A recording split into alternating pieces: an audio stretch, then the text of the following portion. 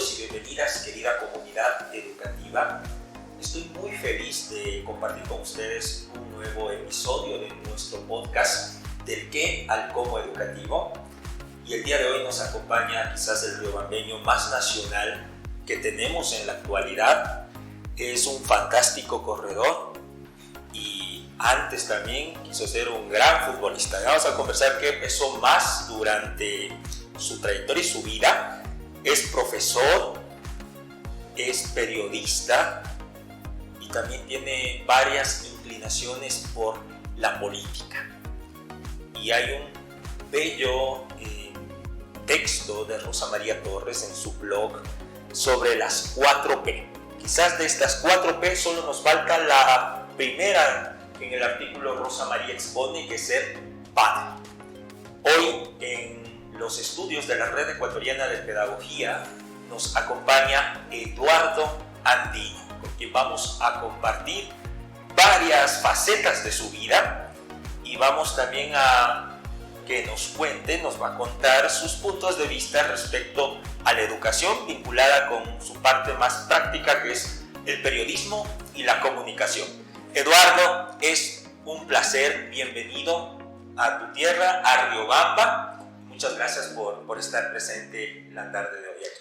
No, muchísimas gracias a ti, mi querido Josué. Sabes que para mí estar acá sentado contigo, un gran amigo a quien aprecio y admiro, como te lo decía, es realmente un honor. Felicitarte por toda esta labor que están realizando, me comentabas, y de verdad me llena de mucho orgullo ver cómo ustedes han emprendido desde la parte educativa y están demostrando que desde el centro del país, desde Riobamba, se pueden hacer cosas muy importantes para ayudar a la transformación positiva de la sociedad.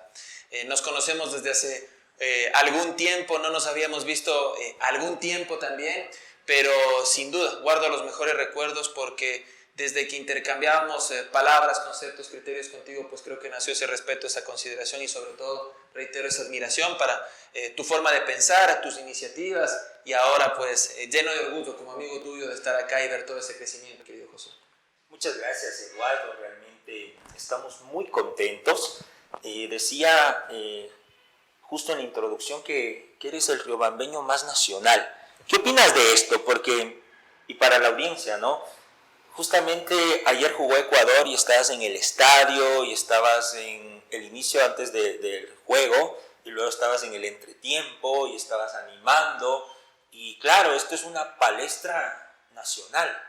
Ayer había la posibilidad de acercarnos cada vez a ese sueño de clasificar a un nuevo mundial.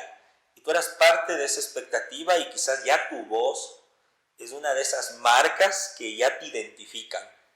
¿Qué se siente tener como esta responsabilidad? ¿Te sientes muy nacional siendo de una ciudad que relativamente es pequeña? Bueno, primero te agradezco por tus generosas palabras, mi querido Josué. Segundo, decirte que siento mucho orgullo. Siempre soy orgulloso de contarle a la gente de dónde vengo, quiénes son mis padres. Tengo un padre que nació en el cantón Penipe, uno de los cantones más chiquitos que tiene nuestra provincia. Mi madre oriunda de la provincia de Bolívar. Ella nació en el cantón Chimbo. Y siempre orgulloso de haberme formado, de ser uno de los hijos de esta tierra tan querida como el Riobamba, de la provincia del Chimborazo. Jamás negaré mis raíces y al contrario, siempre llevo una responsabilidad mayor cuando trato de desempeñar cada una de mis actividades, porque detrás siempre está mi ciudad, siempre está el entorno en el cual yo pude crecer y al cual le debo muchísimo. Por supuesto, ahora también estamos en Quito, hemos podido estar en otras ciudades, les guardo muchísimo cariño, muchísimo amor, pero es sin duda algo muy lindo, ¿no? Hay muchas cosas además que por mi labor las resalto constantemente, el tema del Centro Deportivo Olmedo. Tú también fuiste generoso al inicio, me dijiste gran corredor, es verdad, me gusta mucho el deporte, quise ser futbolista, también es verdad, pero ahí llevo todo ese cariño por el Olmedo y siempre tratando de enfocarle además al Olmedo para que la provincia, para que la ciudad pueda estar en la palestra. Siempre digo cuando se habla del Olmedo y esperamos que al Olmedo le vaya bien, digo, no lo enfoquemos únicamente en el ámbito utilitarista del fútbol, del resultado, sino que si le va bien al Olmedo se puede, por ejemplo, dinamizar la economía, puede ganar desde el empresario hotelero hasta la señora que humildemente está vendiendo sus papas con cuero en el estadio, el señor que está vendiendo las camisetas, podemos estar en las primeras planas a nivel nacional, etc. Entonces, te pongo este ejemplo porque siempre estoy pendiente de la ciudad, tratando de que obviamente le vaya bien y humildemente en mis espacios tratando también de dejar en alto el nombre de nuestra ciudad, porque es una gran responsabilidad y es sobre todo un orgullo, como te decía. Perfecto. Tienes realmente una gran iniciativa también de apoyar los emprendimientos. Constantemente veo en tus redes sociales que difundes iniciativas que se dan en la ciudad y realmente es digno de poder resaltar. Qué bueno que podamos tener nuevas generaciones en nuestra ciudad que estén orgullosas de donde nacieron y que luego estén haciendo cosas increíbles en el contexto nacional. Cuéntanos, siempre nos gusta saber, ahora ya vemos al personaje, vemos al hombre y estamos camino a la madurez. Se dice que a los 40 años alcanzas la madurez y empiezas a ver la vida desde otra perspectiva. Quizás los 40 años sean la edad de más plenitud de un ser humano. Ya vamos coqueteándonos con los 40. ¿Cuántos años tienes, Eduardo? 32 nomás, todavía no, mi querido. Vamos en un coqueteo. Vamos, coqueteándonos. O sea, le estamos coqueteando, pero trato de no coquetear muy cerca todavía, sino todavía un poquito lejano. Okay. Pero, ¿sabes que tu reflexión, con la cual estoy de acuerdo, me recuerda los consejos que me decía un gran profesor que tuve acá en el Colegio Santo Tomás Apóstol, en el Salesiano, el más conocido, Jofre Álvarez, profesor de filosofía, que él siempre me decía, yo decía hijos a todos, me decía, hijo, usted debe trabajar muy duro y estudiar hasta los 40 años, y sobre todo entre los 30 y los 40 años, usted debe trabajar y estudiar muchísimo, porque después, a partir de los 40, pasa ya a otra etapa en donde tendrá que quizás ocuparse o centralizar sus objetivos en otros temas ajenos al tema de explotar su cabeza en el ámbito de educarse, de trabajar, conseguir determinados objetivos. Y justamente eso me ha hecho reflexionar mucho. Uno va madurando sin duda, uno no ve la vida de la misma forma como cuando quizás tenía 15, 16, 23 años. Se va implantando cada vez más retos, se va implantando cada vez más sueños. Esas quimeras que a veces parecen difíciles de alcanzar y a veces uno se pregunta, bueno, ¿para qué sirven quizás estas quimeras, estos sueños? Y uno dice, bueno, sirven para imaginarse quizás llegar a determinados lugares, caminar hacia los mismos, luchar por conseguirlos y para eso hay que trabajar constantemente. Y me encuentro en una etapa en donde estoy tratando de aprovechar todas las oportunidades que se me presentan para justamente aprovechar estos 8 añitos que me quedarían para llegar a los 40 y pues indiscutiblemente ir viendo también qué se va presentando en medio del trayecto de la vida. Perfecto. Cuéntanos, dicen que uno llega simplemente a madurar lo que alguna vez desde niño fue, o las afinidades con las cuales empezamos a crecer. Somos el resultado de nuestros padres, de cómo nuestros padres influyeron en nosotros, somos el resultado del sistema educativo, de grandes profesores, y claro, ahora verte detrás de la pantalla, en el fútbol, que es realmente todo un tema de estudio, ¿no?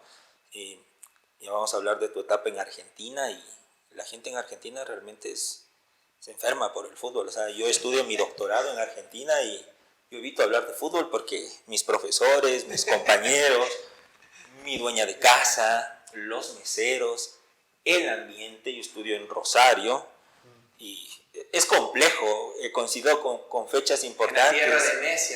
En la tierra de Messi, que aparte está la casa, que tiene un hotel, que se construye todo un imaginario en torno a Messi, en torno a los futbolistas. Entiendo que en Rosario hay muchos jugadores que salieron de Rosario y de sus alrededores y que son parte de la selección argentina. Entonces es complejo y coincido con algunos escenarios. Estuve en Buenos Aires cuando fue la final de la Copa Libertadores y que paradójicamente eran 2 equipos argentinos y que se suspendió, creo que el partido, bueno, sí, estábamos ahí. Fue toda una locura. Entonces yo veo siempre un poco desde lejos, nunca he sido tan futbolista, o sea, tan apasionado por el fútbol, pero claro, es un tema complejo. Pero regresando, cuéntanos de el Eduardo niño, en dónde haces tu formación de la escuela, el colegio, y cómo luego te vas encontrando con un camino que se va dividiendo, yo creo que en 3 ciudades, ¿no? Tiene mucho Buenos Aires de lo que es Eduardo Andino ahora, Quito y Riobamba. Constantemente has estado entre estos tres lugares. Pero antes de entrar en esa faceta que yo creo que es la faceta de la madurez, del inicio del camino, tenemos un Eduardo en Riobamba. Tenemos un Eduardo con sus padres, con su hermano, aquí en las calles de Riobamba. ¿Cómo se desarrolla tu niñez? ¿Qué recuerdas de esa etapa? Mira, ahí un poco parafraseando a Sartre, él decía que una persona es lo que hicieron de él, ¿no? Y sin duda yo coincido con lo que tú decías, uno es producto del entorno en donde se formó. Sin duda toda la influencia, la educación formal e informal que yo recibí desde los primeros años, desde mi casa, mis amigos, la escuela, el colegio, la universidad, ha hecho lo que ahora soy, Eduardo Andino, las personas que me conocen. Y pues acá en mis primeros años, como ya he contado un poquito de dónde son mis padres, mi hermano que es mi mejor amigo conjuntamente con mi padre, una relación muy íntima siempre. Yo perdí a mi madre en el 2014 de forma repentina. Previo a eso, cuando nosotros estábamos radicados acá, siempre quizás nuestros padres nos inculcaron valores muy puntuales que yo trato de ponerlos sobre la marcha constantemente, pero sobre todo hay uno que admiro y que a las personas que lo tienen siempre a mí me lleva a felicitarles, a guardar un cariño muy especial, y es el de la humildad. Creo que una persona debe cultivar siempre la humildad, por más lugar en el que se encuentre, por más triunfos, trofeos, logros que pueda llegar a conseguir en determinada área. Me parece que una persona jamás debe perder la humildad, y esto sin duda mis padres me lo inculcaron desde muy pequeño, justamente por también sus historias de vida. Tengo un padre que orgullosamente siempre digo, él de niño y adolescente vendió periódicos, lustró zapatos, prácticamente se quedó en la calle, una situación difícil, muy complicada, tuvo que cuidar carros, vendedor de la lotería. Mi madre se quedó huérfana a cargo de 5 hermanos a los 16 años en una situación de precariedad tremenda. Mi madre después fue docente, después fue parte de la Policía Nacional, fue policía de tropa durante 31 años. Y bueno, todas estas historias de vida conjuntamente me fueron inculcando todos estos valores. Y claro, desde muy pequeños ellos nos inculcaban la humildad, la solidaridad, el poder ser empáticos con el otro, el poder mirar más allá de quizás ese metro cuadrado lleno de comodidades que mis padres a mí me dieron. Y por supuesto que estoy muy agradecido y por los cuales me siento un privilegiado. Y me siento un privilegiado porque no todos y todas pueden tener la posibilidad de tener un techo, las 3 comidas diarias, tener acceso a la educación, servicios básicos y muchas otras más comodidades que son simplemente muchas veces deseos, pero que los transformamos incluso en necesidades, erradamente. Y así se fue desarrollando mi niñez. Estudié en el Colegio Salesianos, muy pegado al ámbito deportivo. Mi hermano y mi papá muy futboleros. Mi hermano me enseñó a jugar lo poco que sé de fútbol desde muy chiquito. Muy pegado a mi madre también. Ella siempre la menciono como mi novia eterna.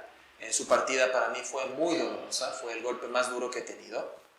Y sin duda toda esa etapa acá en Riobamba también entrelazada en mi paso por la Federación Deportiva de Chimborazo, en un corto lapso que tuve ahí cuando estuve en la selección, después en el Centro Deportivo Olmedo. Para mí fue un orgullo enorme ponerme la camiseta en las divisiones menores, jugar en la sub-20, previo a los partidos ya del equipo de mayores, un partido que tuvimos ante el Barcelona con un estadio lleno.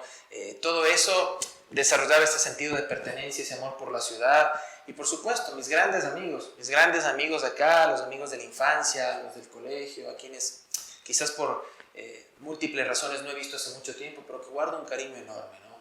Nuestra gastronomía, nuestro delicioso hornado, nuestras calles. Para mí es muy nostálgico venir a Riobamba porque es como viajar en el tiempo y acordarme del Eduardo niño, del Eduardo adolescente, del Eduardo que paseaba por el Parque Maldonado, por el Parque Sucre, del Eduardo que se comía una hamburguesa en estas hamburguesas del Gitano, en estas hamburguesas del Corcel, del Eduardo que se iba al Mercado de la Merced, del Eduardo que tomaba el colectivo con su madre y le acompañaba a sus recorridos. Muchas cosas. Y sin duda eso me llena de nostalgia, pero reafirma, por supuesto, el amor que le tengo por esta ciudad. Perfecto. En este sentido, siempre yo veo que en tus entrevistas o cuando te preguntan sobre la ciudad, eres un gran embajador del hornado. ¿Realmente crees que aquí tenemos el mejor hornado del Ecuador? Sí, y en eso me he peleado, entre comillas, con colegas, amigos que son de otras provincias y que me dicen, ¿cómo puedes decir que es el mejor hornado si el mejor hornado está en la tierra de Richard Carapaz? Exacto. O si me dicen el mejor hornado está en Sangolquí. Les digo, no, les digo con mucho respeto, pero ustedes no han probado el hornado de Riobamba y en la mayoría de los casos sucede eso, que no han probado. Y claro, es una cuestión de gustos, ¿no? Es un tema bastante jocoso. Pero sin duda es una forma también de promocionar las riquezas que tiene nuestra tierra, ¿no? Yo soy un amante del hornado, debo decirle, cada que vengo acá a Riobamba me doy una vuelta por el mercado, o si no me voy a la vía San Luis, en donde también se ha popularizado mucho. Y pues si me conoce alguien recientemente, no ha probado todavía el hornado o no ha probado las cholitas de guano de acá de nuestra provincia, lo primero que hago es el lunes, tras haber venido el fin de semana a Riobamba, llevo o una funda de cholas o llevo también una piernita de hornado para compartir con mis amigos o con mis compañeros. Y a cada trabajo que he ido, esto es una anécdota, solo a Buenos Aires no lo pude hacer, por obviamente el tema de distancia, no puedes llevar la pierna de hornado hasta Buenos Aires, pero a cada trabajo que he ido les he hecho probar nuestra gastronomía. Les he llevado o cholas o les he llevado hornado. Y ahí les he tratado de convencer que acá tenemos una de las mejores gastronomías del país, entre ellas el hornadito y las cholitas, que son deliciosas. Completamente de acuerdo. Siempre he visto que eres un gran embajador y eso es bueno, ¿me entiendes? Porque realmente Riobamba es una ciudad que está, yo creo que, poco valorada, tanto en la parte empresarial, porque si analizamos la parte empresarial, Riobamba es el corazón del Ecuador. Está en un lugar geográficamente estratégico, porque estamos a 3 horas y media, 3 horas en carro particular quizás de Quito, estamos igual a unas 3 horas y media, 4 horas de Guayaquil, estamos muy cerca del oriente, entonces es un puesto estratégico en la geografía nacional. Se pueden hacer un montón de proyectos a nivel nacional desde este lugar geográfico. Turísticamente igual hay muchas maravillas de la naturaleza que podrían ser mejor ofertadas, no solo en un contexto nacional, sino en un contexto internacional. Y cuando yo también hablo del hornado, hablo de los ceviches de chochos, que a mí me encantan, o de tantas cosas que existen acá, como los helados acá frente al Correo. Las tortillas de piedra de Penit. Las tortillas de piedra de Penit. O sea, es que tenemos una gastronomía fantástica aquí en Chimborazo. Entonces, hay una segunda asociación que hace mi cerebro cuando pienso en Eduardo Andino. Y es el inmenso cariño y la gratitud, porque esa es una palabra que eres tú. No sé si te ha pasado que alguna vez recuerdas a personas o por canciones, o por olores, o por lugares, o por palabras. Entonces yo tengo como 3 palabras de Eduardo Andino. Con la primera es gratitud. Gratitud eterna, o sea, es sí, como lo que siempre dices. Y cuando hablas del Olmedo, que también es parte de tu vida, es ese sentimiento de gratitud. ¿Cómo te das cuenta que juegas al fútbol? A ver, primero el tema de la gratitud. Igual, algo que me ha enseñado mi padre y mi madre. Y de hecho, una de las cosas que más me duelen de una persona es la ingratitud. Entonces, siempre hay que ser gratos con las personas que alguna vez te dieron la mano, las instituciones, etc. Y por eso digo gratitud eterna. Y en torno al tema del fútbol, me decías cuando un poco quizás empiezo a practicarlo y bueno, pues me doy cuenta del tema del Olmedo.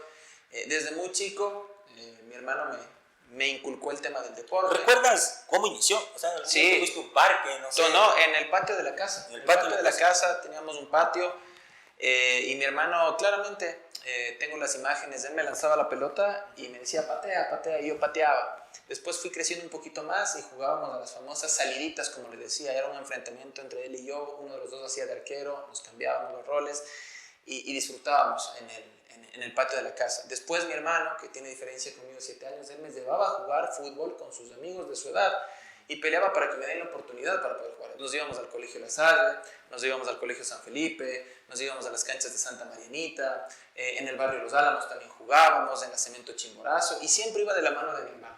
Y por supuesto ahí tenía una buena relación también con sus amigos y jugaba con gente que era mayor a mí. Entonces cuando jugaba con los chicos de mi edad se me hacía un poquito quizás más fácil. Y ya después el apoyo siempre de mi padre en el colegio Salesianos, el profesor Lucho Ordóñez, que le decimos el profe Luchito Ordóñez con mucho cariño. Él fue mi entrenador durante muchos años, representé al colegio y ahí fue como que ese clic para después tener un paso por la Federación Deportiva de Chimborazo con el profe Lara y después llegar a cumplir mi sueño, que era estar en el Olmedo, vestir la camiseta del Olmedo. Yo he sido hincha del Olmedo desde chico, también debo reconocer que tengo un cariño por Liga, porque mi padre, mi hermano son hinchas también de Liga, apoyan igual al Olmedo. Tú que eres periodista deportivo, ¿se puede tener dos equipos? O sea, mira, yo que no soy tan fanático del fútbol, realmente me gusta el Olmedo, pero a mí me gusta de pronto la Liga porque yo nací en Quito, claro está, pero no me disgusta cuando el Barcelona gana o tiene una representación a nivel nacional. Más adelante, tú en el deporte se puede hablar del regionalismo. A ver, es fuerte, primero, es un problema del Ecuador. Sí, sin duda, todavía sigue latente y es penoso que muchas veces se refleje a través del deporte, cuando el deporte yo lo concibo como un factor de transformación social positivo, bien utilizado, ¿sí? Y ahí hay diversos actores que somos corresponsables, entre ellos la prensa y los medios de comunicación. Pero volviendo a lo que tú me decías, se puede ser hincha quizás de dos equipos. Parto primero, yo respeto mucho a los colegas, no soy nadie para criticarlos, pero no comparto quizás con aquellos que dicen es que yo soy 100% objetivo o soy 100% independiente o prácticamente no tengo subjetividades o no tengo sentimientos. Y dicen yo no tengo filiación por ningún equipo de fútbol o por ningún partido político o por poco no tengo ninguna cosmovisión del mundo y cuando yo voy a hacer mi trabajo lo hago de forma 100% objetivo. Para mí eso es una falacia. Para mí eso no existe y ejemplos hay varios. Yo creo en la comunicación y en el periodismo desde el eje de la transparencia. Y esa transparencia nos lleva, entre otras, a otro de los ejes transversales que uno debe fomentar, que es el compromiso con las audiencias. Entonces, partiendo de esto, cuando yo me desenvuelvo en el ámbito del periodismo deportivo y a mí me preguntan, ¿tienes un cariño por algún equipo? Yo no tengo recelo en decir, sí, tengo un cariño por el equipo de mi ciudad, por el Olmedo, por las razones que antes te explicaba, no solo por lo futbolístico. Tengo también un cariño por la liga, porque desde mi entorno me formaron también con los partidos, los colores de la liga y todo lo demás. Y además porque mi hermano y mi padre sufren muchísimo cuando la liga pierde. Ahora bien, lo que siempre digo, esto no quiere decir que por mi cariño que yo guardo, que de forma transparente y directa, yo lo digo públicamente, vaya a ser que cuando yo esté realizando mi trabajo, vaya a inclinar mis comentarios o vaya a inclinar o vaya más bien a denigrar mi profesionalismo tratando de favorecer a X, Y, Z equipo por únicamente mi filiación. No, digo, ahí hay que separar las cosas. Ahí sin duda trato de ser lo más ecuánime posible y por supuesto cumplir mi trabajo recordando siempre ese compromiso con las audiencias. Pero prefiero ser transparente y decirle, sí, tengo un cariño por la gente del Olmedo, tengo un cariño por la gente de Liga, pero eso no me permite o no me impide más bien que también tenga un gran cariño por la gente de Ambato, por la hinchada del técnico universitario, con quienes he compartido también algunos eventos, la hinchada del Macará, la hinchada del Cuenca, etc. O sea, yo veo al deporte, reitero, como ese factor de transformación social que puede ayudarnos sin duda desde varios aspectos.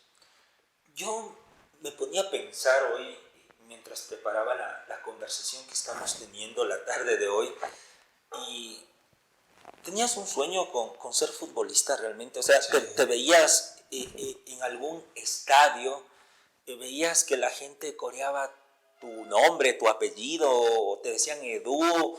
¿Qué era lo que te eclipsaba de ser un futbolista profesional? O sea, ¿qué era eso que soñabas? A ver, tenía el sueño de ser futbolista desde chiquito. Le conversaba recién a una de tus compañeras acá, le decía, yo tuve, y tú conoces, tú recordarás, yo tuve un pequeño lapso de estudios en la Universidad Nacional de Chimborazo, estaba en la carrera de Derecho. Estuve 6 meses, era presidente del curso y después ya por una situación netamente personal que la verdad no sentía ese amor por el derecho, dije, no, me quedo ahí. Que fue ruptura familiar, porque tienes una familia de generaciones de abogados. Y fue duro decirle a mi padre, porque mi padre pensaba que yo no quería estudiar y solo quería dedicarme a jugar al fútbol, porque yo en ese entonces entrenaba en el Olmedo de Riobamba y estaba en la categoría de reserva. Y a lo que quiero ir es a que yo en esas épocas, cuando ya ingreso al Olmedo, yo veía mi sueño tan cerca que me entregué totalmente al tema. Y entregarme totalmente al tema era tratar de ser lo más responsable posible. Me cuidaba desde lo más mínimo hasta lo macro. Y te digo desde lo más mínimo hasta en temas de alimentación, de no salir, de ser muy responsable, de prepararme mucho en los entrenamientos, de hacer el doble de lo que quizás me pedía el entrenador en ese entonces, Héctor El Pipa González, de quien le guardo un cariño enorme. Me entrenaba por mi cuenta en un gimnasio, estaba tratando de buscar la manera siempre de adquirir mayores conocimientos, porque mi sueño era poder llegar a jugar en un equipo profesional, poder llegar a vestir los colores de la selección ecuatoriana de fútbol, y disfrutar de esa adrenalina tan linda que te da jugar al fútbol y hacerle feliz a un niño, a un adolescente, o a cualquier persona que sienta una afiliación por el ámbito deportivo a través justamente de un buen accionar en el campo de juego, etc. Como me lo habían inculcado desde tan pequeño, tenía por supuesto muchos referentes en el ámbito deportivo y entonces trataba de quizás equipararlos, de llegar a cumplir ese mismo camino. Y ahí sin duda tengo anécdotas, ¿no? Una, por ejemplo, cuando entrené con el equipo de mayores del Olmedo, que nos llamaban a entrenar a algunos juveniles, y le marqué a Hernán Barcos. Jugué contra Hernán Barcos, contra el Peque Torales, contra José Luis Perlaza, contra el gordo Lucho Caicedo, con quienes yo los veía antes solo por la tele, e incluso muchos de ellos me dieron una alegría cuando el Olmedo fue campeón y yo tenía apenas 12 años. Y nunca me olvidaré, por ejemplo, de ese entrenamiento. Barcos me hizo 4 goles porque yo era defensa, pero ese día no pude dormir. Ni el día previo, ni el día que ya jugué contra ellos, yo no pude dormir, porque el día previo decía, mañana vamos a entrenar con ellos, vamos a hacer fútbol y les voy a tener que marcar. Y claro, cuando empezó ya el partido veía que Barcos yo le estaba marcando y decía, esto es un sueño. Claro, nos ganaron, Barcos me hizo 4 goles, pero esa noche no podía dormir y decía, es un sueño tremendo. Pero esas cosas lindas que te da la vida, han pasado los años, el fútbol no pudo ser, y ahora me ha permitido quizás estar en un mano a mano con esos protagonistas a los que yo antes enfrenté en el campo de juego. El fin de semana tuve la oportunidad de entrevistarle a Hernán Barcos vía online para ESPN y recordaba eso, le pregunté por Olmedo, le pregunté por la ciudad. He tenido la oportunidad de entrevistar a jugadores en el Mundial de Brasil, en otros torneos. Entonces, si bien quizás no pude quedarme en el campo de juego como el protagonista de un equipo, pues sí estuve ligado quizás desde la parte periodística y eso también ha sido muy lindo, muy gratificante. Quizás la vida me dijo, ay, para el fútbol no hay tantas condiciones, vamos por este otro lado y pues bueno, ahí se dieron las cosas. Así es, ¿no? Por lo general muchas cosas que a veces como que las planificamos y nos enfocamos cuando somos jóvenes y creemos que se van a dar, luego con el paso de los años toman un giro inesperado, un giro disruptivo. Estuviste poco tiempo en la UNACH, en la Universidad Nacional de Chimborazo. Fuiste parte de un grupo de jóvenes que fundó un movimiento político en la universidad, Eduardo. Ese movimiento político luego ganó la FEWE. En mi generación también fui parte de ese movimiento político, de ese partido de estudiantes. Y también se genera una ruptura. Te das cuenta que el derecho no es para ti. Tienes una lesión que finalmente te dice, el sueño de futbolista profesional no va. Y tu vida gira en torno a trasladarte a la ciudad que querías. O sea, tú no te veías en Quito. Yo tampoco. A veces el tráfico en Quito me mata. Yo valoro mucho la ciudad porque es plana, porque es cerca, porque es segura y tu vida cambia trascendentalmente. ¿Por qué periodismo? Periodismo siempre fue parte de tus opciones, pero del periodismo y que tienes todo un abanico de posibilidades, de jugador a narrador. A ver, ahí te explico un poco. Fue un cambio drástico, sin duda, fue duro, porque yo estuve 6 meses en la UNACH.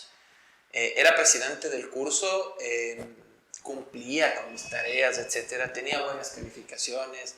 Me acuerdo que en la materia de introducción al derecho, el doctor López valoraba muchas cosas que quizás yo aportaba en clases, etc. Era mi profesor el doctor Mejía también. Pero no me sentía bien. Llegó un punto en donde me empecé a deprimir bastante, empecé a tener mucha ansiedad. Aparte se había dado la primera escisión que yo había tenido en mi vida con mi familia, porque mi padre incursionó en el ámbito político, se fue hasta Montecristi, me quedé solo con mi madre, mi hermano le acompañó a mi padre a vivir con él allá. Obviamente no podía trabajar con él, no era correcto, y únicamente lo acompañó. Y cuando yo empiezo a sentir que no es lo mío, un día me planté solo después de un entrenamiento y dije, a ver, para mí hay dos decisiones trascendentales, decía en ese entonces, todavía sigo pensando que son de las más importantes. Decía, la una, ¿qué profesión o qué quiero ser yo, a qué me quiero dedicar el resto de mi vida? Y la otra, si es que en algún momento quiero tener pareja con quien quiero compartir el resto de mi vida. Porque decía, con las dos me voy a levantar todos los días. Entonces me voy a levantar todos los días y voy a regresar a ver quizás a una pareja y quiero sentirme bien con esa pareja. Si es mi decisión tener una pareja y que esa pareja se sienta bien conmigo. Y la otra es, quiero levantarme y poder decir, bueno, voy a hacer algo que lo voy a desarrollar con pasión. Y ahí sin duda veía que el derecho, más allá de que tenían algunas condiciones en algunos aspectos, no era lo que a mí me mataba, no era lo que a mí me gustaba al 100%. Y de hecho, cuando yo salí del colegio, yo le había comentado a mi padre y a mi hermano que mi orden de prioridades era el siguiente: periodismo, comunicación social, psicología clínica, y después venía el derecho. ¿Por qué elegí el derecho? ¿Por qué no elegí periodismo? Por lo que tú decías. Cuando yo tenía 17 años, yo no me imaginaba viviendo en Quito. Y entre otras, por las razones que tú decías. Yo odiaba el tráfico de Quito, me parecía una ciudad muy estresante. Y decía, yo no me voy a ir de Riobamba a Quito. Y en aquel entonces pues hice un análisis y decía, quizás en el ámbito laboral, por supuesto te estoy hablando de 2007, 2008, si uno quiere estudiar periodismo, quizás el campo un poquito más abierto, donde te ofrecen mayores oportunidades, está en Quito o en Guayaquil. Correcto. Y acá en Riobamba es un poco más difícil, incluso hay mucha precarización laboral, decía yo. Entonces me voy por el ámbito del derecho porque sucedía algo similar también con la psicología. Y claro, debo reconocer que mi padre, mi hermano, mi tío, un primo, influyeron mucho también. Me decían, estudia Derecho y después a distancia estudias como carrera secundaria Comunicación. Pues bueno, fueron 6 meses hasta que al final dije, no me veo yendo a los juzgados, no me veo todos los días leyendo un código, no me veo litigando. Así que tomo la decisión, lo digo a mi madre se preocupa, pero me apoya de inmediato, y después tenía que decirle frente a frente a mi padre. Entonces él pensaba que yo no quería estudiar porque quería dedicarme al fútbol, y le decía, no es eso, viejo, lo que pasa es que no me gusta. Para él fue un golpe duro, pero tuve la suerte, el privilegio de contar con su apoyo, y me dijeron después, a ver, estudia lo que tú quieras, no te vamos a decir nada, te vamos a apoyar. Si quieres quedarte en Riobamba, si quieres irte a Quito, Guayaquil, te vamos a apoyar, vamos a hacer ese sacrificio. Y pues ahí fue que dije, está bien, voy detrás de mi sueño, me gusta el periodismo, me voy a Quito. Y en Quito se me abrieron las puertas, creo que fue una muy buena decisión. Al inicio me costó sin duda acostumbrarme a Quito, pero con el paso del tiempo sin duda he desarrollado un amor tremendo por Quito. Amo Quito al igual que amo Riobamba. He tenido la suerte de conocer a mucha gente, profesores, amigos, trabajos que se han ido dando, y por supuesto de ahí nace la oportunidad también de irse después hasta Buenos Aires. Entonces eso fue un poco el recorrido, pero sí fue un cambio que costó, fue un cambio duro, pero creo que valió la pena. Y además de ese año que no estudié, o esos 6 meses que no estudié después de retirarme de Derecho, me dejaron muchas enseñanzas, me ayudaron a madurar bastante. Pero ojo, reitero, tuve la suerte y el privilegio de contar con el apoyo de mis padres. No todos, por supuesto, tienen esa suerte. Por ejemplo, puede haber gente que ni siquiera tenga la oportunidad de acceder a la educación, y por eso yo valoro muchísimo y soy siempre un agradecido y desarrollo la gratitud. Yo me acuerdo que había una etapa de mi vida que estuve trabajando de reportero con Patricio Moyano aquí en Radio Latina. Estaba haciendo un tema de prácticas. Entonces justo en ese tiempo estaba haciendo un segmento que se llamaba Aquí mi barrio, y yo me acuerdo que te veía esporádicamente por Radio Latina y estabas con una cámara, siempre estabas con una cámara. Creo que en ese entonces estabas en América Vive, y no sé si estabas en Los Fantasmas de América Vive, porque aquí había las psicofonías en el cementerio. entonces bueno, era como un segmento que llamaba mucho la atención de la ciudadanía. Pero claro, yo te veía que te estabas desarrollando, que estabas creciendo en la parte periodística, que se estaban abriendo puertas que se abren en la capital, al estar los medios tradicionales más amplios de cobertura nacional. Pero ni siquiera me la solía, que de ahí en poco tiempo, en pocos años, te íbamos a ver narrando partidos de fútbol. Y tú te veías, o sea, tú decías, tú sabías narrar. O sea, ahora eres un crack, eres un canchero. Yo veo y digo, yo no podría. Porque digo, qué habilidad. Primero en grabarse los nombres, en tener siempre las entradas que conectan, que el uno da el pase, que el otro lo recibe. Bueno, hay que tener talento. Yo no me veo nunca haciendo esto, no lo podría hacer. No te veía yo como periodista deportivo. ¿Cuándo das el clic y dices, esto es lo que puedo hacer y para esto tengo talento y en esto es lo que voy a irme? Me considero un periodista en general. No me gusta circunscribirme o cerrarme únicamente al ámbito deportivo.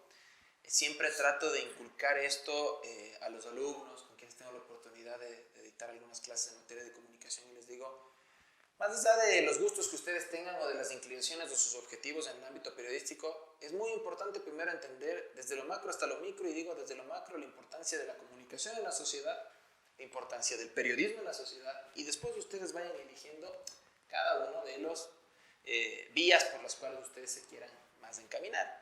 Y es así que yo ingreso a estudiar comunicación. A mí me gustaba la comunicación, pero no es que entré directamente enfocado en quiero hacer periodismo deportivo. Para mí hay un tema determinante, y es que en el 2010 la empresa DirecTV a nivel Latinoamérica hace un concurso buscando a un reportero para que se vaya al Mundial de Sudáfrica 2010. Lanza este concurso en 6 países y yo no iba a participar. Te soy honesto. ¿Por qué no ibas a participar? Porque la verdad no creía en el concurso. Yo era muy escéptico de los concursos y decía, no, es muy complicado, eso. Pero tú creías que podías cumplir el perfil, o sea, ya esa transición de ser periodista deportivo. Más que eso, yo sentía que tenía las habilidades de lo que ellos estaban solicitando, porque te pedían que tú subas un video como que estuvieras presentando una nota, como que estuvieras relatando o comentando un partido. Y bueno, nunca dejé de estar desligado al ámbito deportivo porque allá fui parte de la selección de la universidad en Quito. Pero de todas maneras, yo no me mostraba todavía tan seguro de participar. De hecho, no lo iba a hacer. Y el último día que se iban a cerrar las inscripciones, la gente de DirecTV va a la universidad. Y la coordinadora de la carrera, Yolanda Aguilar, a quien le guardo mucho cariño, ella va a mi curso y dice, muchachos, vayan, preséntense, están haciendo castings. Yo le digo, no voy a ir. Y me dice, anda, yo ya había tenido algunas experiencias desarrollándome ante las cámaras, en programas de radio. Es un programa en la universidad. Exactamente. ¿No es cierto? Teníamos un programa. Entonces ella me dice, anda. Y le digo, bueno, está bien. Voy, me presento al casting y me dicen, ¿qué quieres hacer? Les digo, no sé, ¿les parece si hago un informe? Como que estoy contando algo de la selección de Argentina fuera de un hotel. Dale. Me dieron 5 minutos, un poco saqué datos. Perfecto, me paré, hice 2 minutos un informe. Y cuando salí, uno de los que receptaba a los concursantes me dijo, te fue muy bien. Dije, bueno, me fui. Pasó el tiempo, pasaron como 3 semanas y yo dije, esto ya quedó ahí. Y a las 3 semanas recibí un correo en donde me decían, de los 273 participantes a nivel nacional, tú eres uno de los 15 preseleccionados para la siguiente etapa. La siguiente etapa es una etapa de preguntas y respuestas acerca de la historia del fútbol, la historia de los mundiales y la historia de la selección ecuatoriana de fútbol. Si pasas esa etapa, pasas a la final de Ecuador, en donde será otras pruebas. Cuando me llegó ese correo, yo dije, esto va en serio. Y tenía exactamente una semana para prepararme para esa nueva etapa. Esa semana no dormía. Josué, no te miento, no dormía. Mi madre todos los días me iba a ver hasta las 4 o las 5 de la mañana, me daba café. ¿Y cómo te preparabas? ¿Cómo se prepara uno? O sea, leyendo. ¿Hay libros? ¿Hay bibliografía? Sí, había mucha bibliografía. Hice mucho uso ya en ese entonces del internet. Te hablo del año 2010. De la página de la FIFA, otros blogs, libros, etcétera, que podía conseguir todo el material. Llené un cuaderno de los universitarios de los grandes con datos y me sabía absolutamente todo. Casi todo. O sea, yo te digo, no sé si el 100%, pero casi todo, hasta los apodos de los jugadores, de los técnicos, de quienes ganaron las copas, etcétera. ¿Se te hacía fácil memorizar eso? En ese entonces yo creo que más que hacerme fácil, me enfoqué tanto en que yo dije, esto no lo dejo escapar, esto va a ser mío, que ese objetivo estaba tan latente que que no descansaba. Y mi mamá me decía, ya descansa un poco. ¿Te vas a enfermar? Exacto, porque combinaba además con los estudios de la universidad. Y nada, llegué a esa etapa, pasé las preguntas y respuestas, de los 14 quedamos 4. La siguiente etapa era ir a presenciar un entrenamiento del Deportivo Quito, literalmente hacer una cobertura periodística, después dar un informe ante las cámaras, y de jurado estaba Roberto Mar Machado y Andrés Guzmán, con quienes años más tarde ya he compartido transmisión, y Andrés es ahora mi compañero en Gol TV. Tenía que dar ese informe como que estaba en vivo, ellos me daban un pase y es como que estaba en vivo en ese momento. Y la otra era hacerle una entrevista a Iván Hurtado, que en ese entonces jugaba en el Deportivo Quito. Hice las 2 etapas, las 2 pruebas, gané.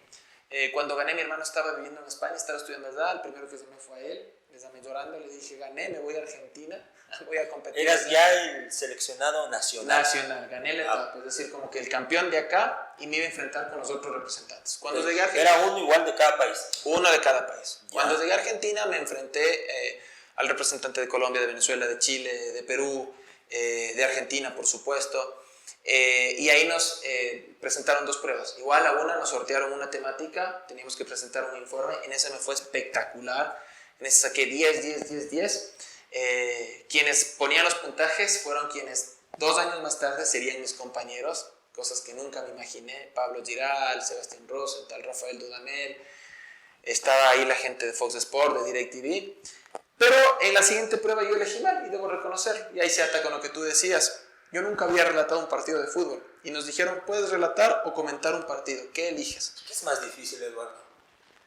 Yo creo que las dos cosas, para las dos cosas se necesita talento, se necesita conocimiento, pero sin duda, si tú te vas a empezar, y sobre todo en el momento en el cual yo me encontraba, era más fácil o más factible que yo comente. ¿Por qué? Porque para relatar tú necesitas justamente tener algunas de las características que ya detallabas, una muy buena dicción, la facilidad de palabra, identificar de inmediato a los jugadores, subir, bajar los tonos de tu voz de acuerdo a las circunstancias del partido, entre otras cosas. El relator es el que comanda la transmisión. Si al relator le va mal, la transmisión se cae. El relator puede suplir que en determinado momento el comentarista se enferme, pero si nos quedamos sin relator, se acaba la transmisión. Es como que el líder. ¿Y por qué quisiste ser relator si no tenías la cancha? Tomé una mala decisión. Tomé la mala decisión y dije, voy a relatar. Y la verdad, en el relato no me fue tan bien, debo reconocer. Y me ganó el representante de Argentina, que además era un cantante de ópera. Él era un cantante de ópera. Tenía una voz entrenada. Tenía un vozarrón, él ya trabajaba en un medio de comunicación. Yo tenía en ese entonces 20 años. Él tenía ya 32 años, trabajaba en un medio, etc. Y me ganó por un punto. Me ganó por un punto y yo la verdad sí me dolió porque me quedé tan cerca, quedé segundo. El que ganaba se iba a Sudáfrica y después se quedaba trabajando allá. Pero todo se da por algo a veces, de esas cosas de la vida, ¿no? Es increíble. Yo regresé muy triste, con mucha ira. ¿Cuánto tiempo pasaste en Argentina? Esos días fueron 4 días de prueba, 4 días que yo estudié. Fue algo muy... Buenos Aires. Claro, en Buenos Aires, en los estudios de torneos y competencias que le producía a Fox Sports y a DirecTV. Regresé y a partir de eso se me empiezan a abrir algunas puertas en medios de comunicación de Quito, Radio La Red, gente como Patricio Díaz, periodistas de mucha trayectoria, Alfonso Lazo. Me empezaron a abrir las puertas y fui a hacer prácticas en Radio La Red. Querían que me quede a trabajar ahí. Pero después nuevamente volví como que a reconducir mi óptica y dije, bueno, no, ya no se dio este tema, voy a enfocarme en seguirme preparando en el ámbito del periodismo, de la comunicación en general, y mi objetivo era acabar mis estudios y irme a estudiar a España.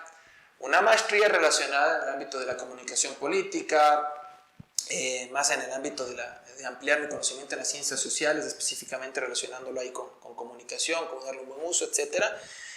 Pero resulta que cuando yo ya termino clases de octavo semestre y empiezo a hacer la tesis exactamente, se me abre primero la puerta de ir a América Vive. Me llaman de América Vive, me presento a un casting y dije, buenísimo, yo lo que quiero es aprender. No me importa si tengo que ir a cazar fantasmas o hacer reportajes de otra índole que quizás no era tan afín. Pero ¿era verdad que había fantasmas?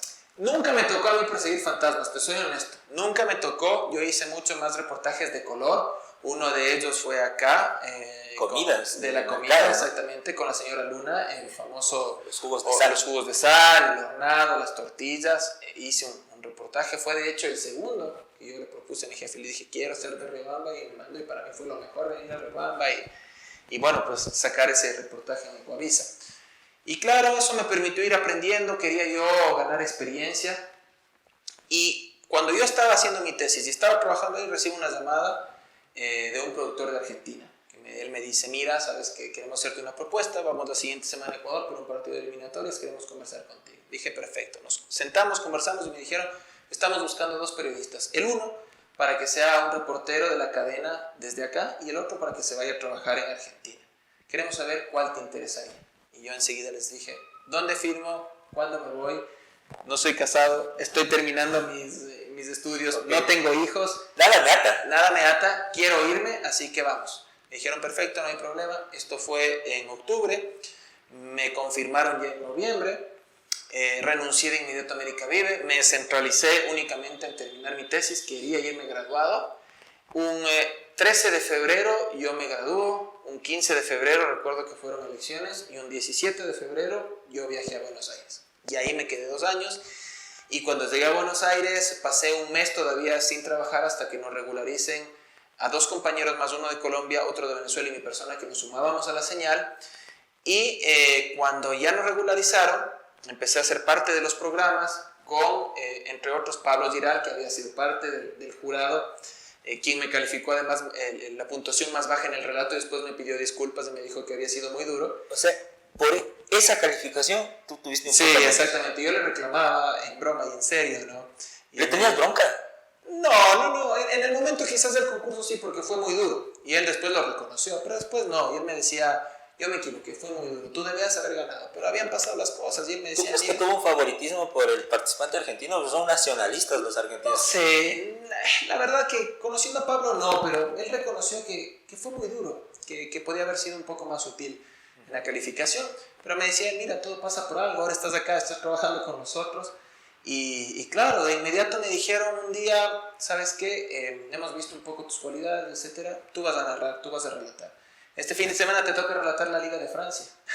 Caramba, pero eso involucra que tú habías tenido como unas prácticas previas en torno al concurso, luego te pasaste a América Vive, y cuando te pusieron a relatar, dijiste... Yo había relatado para radio acá. Para radio. Acá en Ecuador algunos partidos, pero nunca en televisión. ¿Cuál es la presión? O sea, yo me congelaron. O sea, ¿cómo tú controlas la presión? Porque, bueno, en radio, en la de TV, pues un poco... Es más relajada la radio, pero todo el escenario de televisión, de cámaras y todo el ambiente que tú lo conoces, y aún más en una señal internacional. Claro. ¿Cómo controlabas esa presión? Y luego, ¿cómo te preparaste para luego ya, ahora ya... experto, crack, la rompes? Lo más duro fue salir en el primer programa. ¿Recuerdas el primer programa? Por supuesto. Cuando me llamaron me dijeron, tus papeles están ok, hoy sales en Fútbol Total, el programa estrella que todavía sigue en la señal. Okay.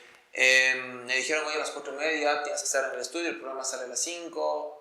Yo nunca me había maquillado ni nada, y me decían, para que te maquillen, etcétera. Todo era una experiencia nueva. Y eran los estudios de Fox Sports, y estaba la gente a quien yo había visto desde chiquito, a quien yo admiraba en el ámbito periodístico del fútbol, etc. Entonces para mí era un sueño hecho realidad, pero a la vez era una responsabilidad y la verdad un nerviosismo grande. Ya me había comunicado con mi padre, mi hermano, mi madre, estaban expectantes, querían verme en la televisión. Y además yo tenía una responsabilidad bastante grande porque era el primer ecuatoriano que llegaba a trabajar en esta empresa. Y básicamente era como que a representar a un país. Entonces yo decía, no me puedo equivocar porque voy a hacer quedar mal a mi país. Y me sentí un poco nervioso, pero Pablo, recuerdo que antes de salir al escenario me dijo, tranquilo, disfrútalo, es el sueño que tanto has buscado, es lo que alguna vez tú quisiste ya hacerlo en el concurso y ahora está aquí, disfrútalo. Fue difícil al inicio, el primer programa, pero... ya a raíz del segundo programa, el tercer programa, me solté mucho más, lo fui disfrutando. Y en el tema del relato, cuando ya me asignaron, me dijeron, ¿vas a relatar este partido? Pues me empecé a preparar solo, me grababa en la casa y me basé nuevamente en la recomendación que me dio Pablo. Disfrútalo, apasionate. Y algo que hasta ahora lo sigo haciendo y que siempre lo recomiendo es, el principal crítico de mí mismo soy yo. O sea, soy la persona que se graba los partidos. O sea, tú luego vas a ver cómo, o sea, te grabas y luego dices... Yo transmito un partido y al siguiente día me escucho. mientras estoy haciendo el desayuno, o estoy vistiéndome, cambiando o algo, o simplemente me siento y al menos escucho el primer tiempo. Porque quiero saber en qué fallé, quiero saber si estoy repitiendo mal las mismas palabras, si estoy pronunciando mal un nombre, cómo va mi grito de gol, cómo está mi voz, etc. Y eso me sirvió a mí para ser muy crítico. Soy una persona que a veces es muy crítica conmigo mismo, pero creo que eso también me ha servido mucho. Entonces, ese camino me permitió empezar a dar los primeros pasos. Pablo me ayudó muchísimo, mis compañeros de edad se portaron de manera fabulosa. Después tuve la oportunidad de estar en más programas, de hacer el noticiero, irme al mundial, seguirle a la selección. Y pues bueno, después regreso es por la repentina muerte de mi madre, que fue algo muy repentino y sin duda a mí me hizo reafirmar algo que siempre lo he pensado y lo sigo manteniendo latente, y es el hecho de que puedes tener el mejor trabajo del mundo, puedes tener las mejores cosas del mundo en el ámbito material, pero lo primero es la familia. Y para mí lo primero era mi padre y mi hermano. Yo dije, tengo que estar junto a ellos, no me importa renunciar a este trabajo, en donde estaba muy bien, en donde tenía el sueño que quizás cualquier persona de 24 años quería tenerlo, pero decía, no, yo no voy a estar bien si no están bien ellos. Así que tengo que estar con ellos y renuncié. Renuncié, mi jefe no quería que renuncie. Me dio 6 meses de licencia, me dieron trabajo con Ecuador de inmediato. Después de 6 meses me llamaron, pero psicológicamente ninguno de los tres estábamos bien, ni mi padre, ni mi hermano, ni yo, y decidí quedarme. Y no me arrepiento de esa decisión porque ahora estamos mejor y porque disfruto pasar el tiempo con ellos, disfruto verle a mi viejo, a mi hermano, son mis mejores amigos, así que fue la mejor decisión que tomé. Yo quiero regresar antes porque siempre quiero preguntarle a un periodista deportivo, y ahora que tú estás aquí, lo voy a hacer. Primero, ¿por qué en los programas deportivos argentinos de cadenas parecen un reality show? O sea, tienen como personajes asignados, o sea, es como que yo he visto, mira, te voy a ser muy sincero, van a ser unos 15 años tal vez que yo ya no tengo televisión. Bueno, sí compré recién una televisión en mi casa, pero hace unos 6 meses.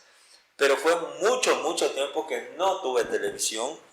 Pero cada vez que yo veía estos programas como La Guillotina, era como un enfrentamiento, pero no sé, a veces me parecía que había una línea que ya parecía que hería susceptibilidades o que se metía en el plano personal, y esto era como que un poco me daba ansiedad, no sé. O sea, y lo mismo veía en los programas argentinos, ¿no? Es como que tú hablas, el otro opina, el uno está a favor, el otro está en contra, el otro está en intermedio. Es como que antes de salir tú te dices, bueno, ahora tú vas a ser el que está a favor, tú en contra y tú intermedio, tú te vas a bloquear conmigo y esto va a ser el hilo para el próximo programa. ¿Eso se planifica? A ver, en el programa en el que yo estuve en Fútbol Total, que tenía estas características, no había una planificación como tal, así, de que te digan tú vas a cumplir este rol, tú este otro rol, etc. No. Pero sin duda fue un programa que a mí me costó muchísimo, porque yo respeto mucho los formatos, pero no los comparto, muchos de ellos. Y yo coincido contigo, a mí no me gusta tampoco ese formato en donde hay griterío, en donde muchas veces ya hay una falta de respeto, en donde muchas veces se habla de cosas más banales antes que de cosas profundas, y es únicamente el escándalo total y no se prioriza el contenido. O la polémica de convertir al deporte en un reality show, ¿no? Todo algo líquido. O sea, totalmente. Entonces, a mí me costó mucho, yo no encajaba en un inicio del programa. Yo hablé con Pablo, yo les decía, y para mí fue un salvavidas cuando a mí me trasladaron a que presente noticias, a que haga otros programas en donde yo sentía que podía aportar mucho más contenido. Y porque mis características mismas no lo daban. Entonces, eso pasó primero en Argentina. Ahora, en otros medios de comunicación sí, sin duda es preparado. Sin duda es preparado y cada uno asume un papel, un rol. Respeto mucho, no lo comparto. Creo que los medios de comunicación tienen una responsabilidad enorme y creo que muchos de estos contenidos se transforman, lo digo con mucho respeto, pero de forma frontal, en programas basura, en programas que no aportan nada, en programas que muchas veces incluso pueden llevar a hacer ver que el deporte deja de ser un juego y pasa a ser un campo de batalla, un campo de guerra, en donde eres tú o es el otro, y en donde empiezas a formar significados totalmente erróneos de lo que es el deporte, o de cómo se debe manejar la comunicación o de lo que es el periodismo, refuerzas ciertos estereotipos, estigmatizas quizás mucho más a las personas, banalizas los contenidos, hay contenidos muy misóginos todavía en el ámbito del periodismo deportivo, entre otras cosas, ¿no? que yo no las comparto. Entonces, yo me he opuesto bastante a eso, por eso tú habrás visto que he sido bastante crítico también con los medios de comunicación y trato justamente de hacerle frente a eso, de cambiar esa dinámica, de cuando estoy al frente de un programa, tratar de darle contenido. Es verdad, hay que darle calidad en la forma, que sea entretenido, pero nunca, jamás descuidar el contenido, porque para mí eso es lo más importante. Los medios de comunicación, como decía el gran José Pablo Feynman, forman sentido común, crean sentido común. Y hay que ser muy responsables. No basarnos únicamente en este famoso rating, en esta famosa visión comercial de lo que es los medios de comunicación, pero sin duda es una disputa muy grande porque te encuentras con los productores, te encuentras con los dueños de los medios, que muchos, no todos, les interesa el rating, les interesa la retribución económica, y entonces ahí también le ato yo con otra lucha dentro de la comunicación, democratizar la comunicación, generar más espacios para que haya los medios comunitarios, fortalecer ahora esta comunicación digital, esto que estamos haciendo acá, para pelear el relato, para implantar otro relato, para implantar otras formas de hacer periodismo, de hacer comunicación, para que ojalá pronto podamos observar a más mujeres hablando de fútbol, porque pueden hacerlo, a una mujer relatando un campeonato o un torneo de la selección ecuatoriana de fútbol, para que veamos a una persona de una orientación sexual quizás diferente a las tradicionales también en un medio de comunicación, para que veamos a los indios, para que veamos a los afros, con las mismas oportunidades, etcétera, para que se diversifique justamente la comunicación. Eso desgraciadamente en la mayoría de medios tradicionales no hay, y es con lo que uno lucha, y yo creo que desde la interna se lo puede hacer, y trato de hacerlo día a día. Me parece fantástico, Eduardo, realmente esta reflexión que tú tienes y la honestidad. Y a mí me gusta estudiar mucho liderazgo y me comprometí hace poco, mi pareja está viviendo conmigo, nos vamos a casar próximamente. Y todas las noches hacemos un estudio bíblico, ¿no? Yo estoy en una certificación con John Maxwell, alguien que siempre he admirado desde que era joven. Ahora sigo siendo joven. Era más joven, ahora está haciendo esa certificación y bueno, ahí tiene una Biblia de las 21 cualidades tiene una Biblia de liderazgo. Estamos analizando un poco ayer el liderazgo de David, de Salomón. Me gustan los personajes históricos, me gusta la historia en general, desde los egipcios, los griegos, los romanos. Me gusta mucho todo el contexto bíblico, ¿no? Entonces, claro, la honestidad era una de las cosas que analizábamos ayer, ¿no? El ser honesto, el ser humilde. Y claro, cuando tú dices esto con honestidad, con transparencia, porque es lo que está sucediendo también en los medios de comunicación, yo creo que tu audiencia lo valora. Creo que cuando uno tiene la capacidad de transmitir honestidad, tiene la capacidad de generar influencia. Y el liderazgo es influencia. Entonces yo creo que eso es muy bonito de rescatar. Y hay una segunda cuestión que a mí siempre me ha llamado la atención de los periodistas deportivos. Y tú que eres el referente porque ya estás en el contexto nacional, estás con Andrés Guzmán, estás con Bonafón, estás con Fabián Gallardo, con todas estas personas que yo también crecí desde niño escuchándoles, narrando los partidos, fueron construyendo el imaginario de muchas hazañas y derrotas en el campo deportivo que definitivamente nos han hecho crecer como país y algunas veces también nos ha dado tristeza como país. Es el famoso grito del gol. O sea, yo creo que eso es como... O sea, ¿qué te puedo decir? O sea, yo soy profesor, es como mi personalidad de dar clases. Entonces mis alumnos pueden decir, Josué tiene una personalidad, tiene un tono de voz. Pero, ¿cómo uno hace? Porque yo me acuerdo que ya te reconozco la voz.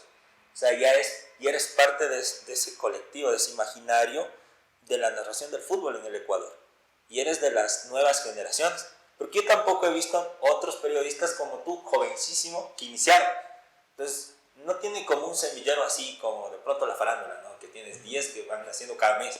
Entonces, no es como que en el periodismo deportivo salen 10 rostros nacionales cada mes. Y luego se mantienen, ¿no? O sea, también no es solo llegar, es mantenerse. ¿Cómo uno... Para ti igual era importante tener el grito de gol de gol de Eduardo Andino, el gol que tiene cada relator, Sí. como que es su marca. ¿No te daba nervios no estar así como en el gol que se necesita? A ver, el tema del gol es el momento de éxtasis, el más Exacto. importante para... Es el orgasmo del fútbol, ¿no? Claro, por supuesto. Ese término lo utiliza Walter Saavedra, un periodista que trabajaba en ESPN Argentina. Decía, es el momento del orgasmo para el relator. Ese momento de éxtasis, sin duda, es el más importante. Y realmente sientes un orgasmo cuando gritas Sí, gol. sí. Es como que estás tan enchufado en la narración y ¡pum! Es como Sí, que... totalmente, porque a través de la transmisión, del relato, tú tienes que ser muy pasional, ¿no? No con esto quiero decir que seas pasional durante todo el partido y que estés siempre arriba. Tienes que saber manejando los tiempos. Pero indiscutiblemente, cuando es un gol, tú llegas a ese momento épico, a ese momento de gloria, si así lo quieres denominar. Y es importante que cada uno vaya encontrando también su propio grito de gol. Sin duda uno va teniendo ciertas referencias. Volvemos a lo que antes hablábamos, uno se va formando de acuerdo al entorno, a la familia, etc. Lo mismo sucede también acá, uno va teniendo referentes que le sirven para marcar el camino, ¿no? Y también experiencias de quizás otros colegas que te dicen, esto no debes hacer, por acá debes ir, etc. Y a quienes uno debe ser muy grato. Entonces he tratado de marcar mi propio grito de gol. Pero no solo el grito de gol, sino en cada transmisión yo siempre recalco y de hecho arranco mis transmisiones diciendo, amigos y amigas, inicia la fiesta del fútbol. Y esto para mí es fundamental porque yo trato de decirle siempre a la gente que el deporte es una fiesta. El deporte no es una batalla, no es una guerra. El deporte no es una pelea en donde yo busco aniquilar al otro y que después de esto se traslade incluso a las gradas y después de esos lamentables hechos que tenemos. No. El deporte sirve como factor de transformación social. El deporte nos ayuda a fomentar, a cultivar valores muy importantes, la honestidad, la perseverancia, la humildad, la solidaridad, entre otros muchísimos, el compañerismo. Entonces, trato siempre de vender eso, ¿no? Y más que de vender, de decirle a la gente, convénzanse, esto es una fiesta, vamos a disfrutar de esta fiesta. Y claro, cuando es el grito de gol, pues yo trato de hacerlo en un solo grito de gol y al final tengo un quiebre, ¿no? Y por supuesto esto depende ya de gustos y gustos, a algunos les gustará más, a otros menos. Trato también siempre de ir innovando, trato de ser muy cuidadoso en las palabras.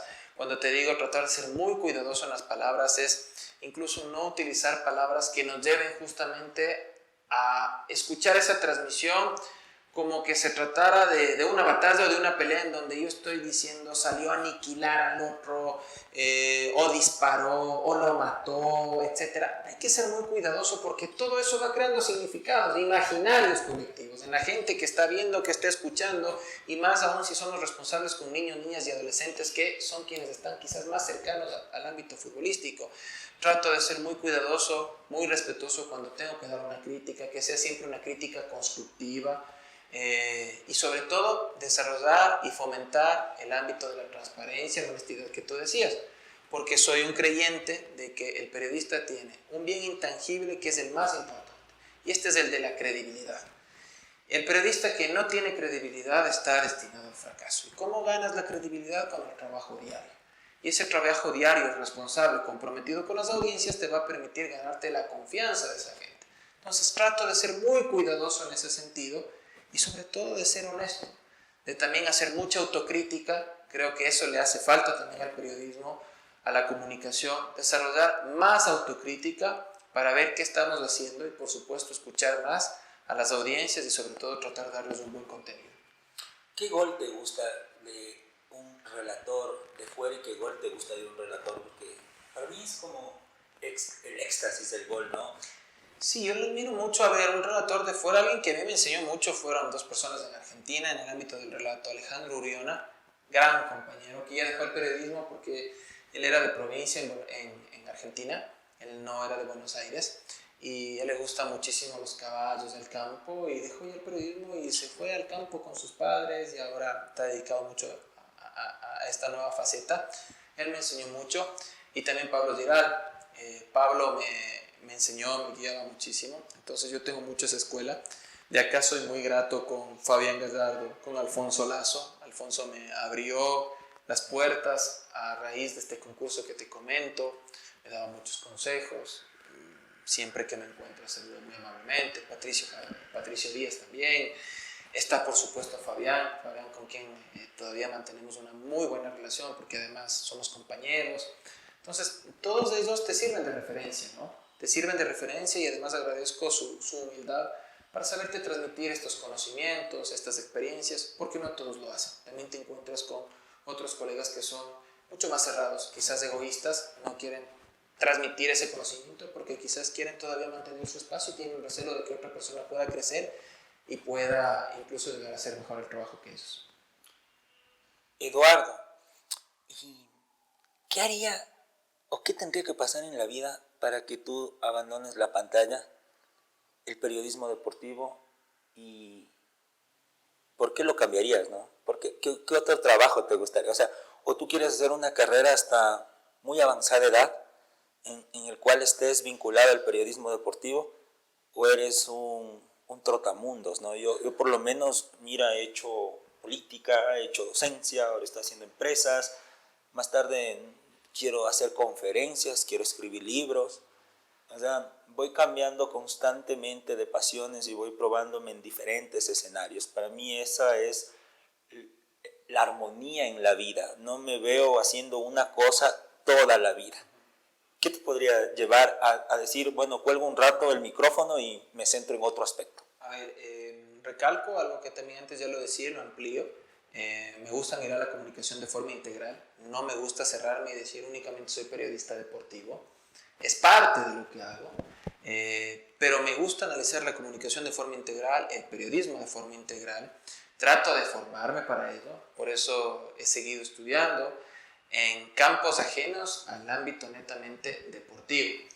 Porque, por ejemplo, he tenido la oportunidad de ser docente. Soy docente de la Universidad Internacional, ya son más de 2 años que estoy dando clases, y para mí es algo realmente hermoso, lindo, es quizás lo más gratificante que tengo, porque es una responsabilidad muy grande, pero quizás es lo que me permite plasmar esos sueños y tratar de hacerlos realidad con las nuevas generaciones, ¿no? Tratar de ver a la comunicación, al periodismo desde una óptica mucho más crítica, no apocalíptica, sino crítica, que nos permita reflexionar sobre lo que estamos haciendo en el periodismo, en la comunicación, y cómo podemos sacarle el mayor provecho para, a través de los medios, a través de buenos profesionales, coadyuvar para que esta sociedad mejore, para que los sistemas democráticos mejoren. La comunicación, el periodismo es un pilar fundamental para tener una mejor democracia, por ejemplo. Entonces ese es un campo en el cual me encanta, quiero seguirme preparando para el mismo. Yo sé que ser docente implica esta responsabilidad de jamás dejar de investigar, de leer, de estar a la vanguardia de los últimos conocimientos, de estudiar, etc. Porque todos los días tienes que rendir un examen contigo mismo y por supuesto con la gente que está ahí para tratar de aprender algo de lo que tú le vas a mostrar como contenidos, ¿no? Entonces esto es un campo con el cual quiero seguir de largo. Quiero también seguir en el ámbito de los medios, sí, me gusta el ámbito de los medios, pero algún momento tampoco descartaría en poder vincularme al servicio público. Me gustaría ser parte de algún gobierno, sea nacional, seccional, en donde yo pueda también aportar, siempre y cuando yo pueda aportar en mi área de expertise, en este campo de la comunicación. Me encantaría, siempre y cuando sea un proyecto en el cual obviamente yo confíe, vaya de acuerdo a mi visión, a mi ideología, a mis posiciones, y sobre todo en donde, insisto, pueda yo servir. Para eso, igual que en el tema de la academia, igual que en el ámbito del periodismo deportivo, tengo que seguirme preparando. Y si algún momento esto se presenta, pues bienvenido sea. Si no, también seguiremos en el ámbito del periodismo, de la pantalla, hasta cuando las oportunidades así lo permitan, y también desarrollar este medio de comunicación digital Desalineados, que es un proyecto personal en donde también tengo algunos objetivos que nos hemos trazado a corto, mediano y largo plazo. Uno de ellos es justamente que este sea un espacio para mostrar esa otra forma de hacer comunicación, quizás disímil a la de los medios tradicionales, y en donde se puedan hacer realidad muchos sueños que yo tengo en materia de comunicación. Perfecto. Vamos a hablar más adelante de Desalineados, porque justamente es la propuesta de Edu para romper un poco todo este análisis que haces sobre los medios tradicionales, quizás sobre los contenidos que se producen en los medios tradicionales, y es una apuesta muy bonita, creo yo, que la haces en conjunto con tu mejor amigo, con tu hermano, con Mauro, y que Mauro está avanzando muy fuerte como analista en temas jurídicos asociados a la política. Creo que sale una entrevista este domingo en Políticamente Correcto. Qué bueno realmente que Mauro esté también siendo esa voz de análisis y reflexión en el contexto político a nivel nacional, que también es otro riobambeño. Quiero tocar una etapa que yo preparaba la entrevista y quizás es esa etapa turbulenta de tu vida. O sea, fueron 2 años que te hicieron crecer, pero que costaron, que se dan una vez que tu madre fallece.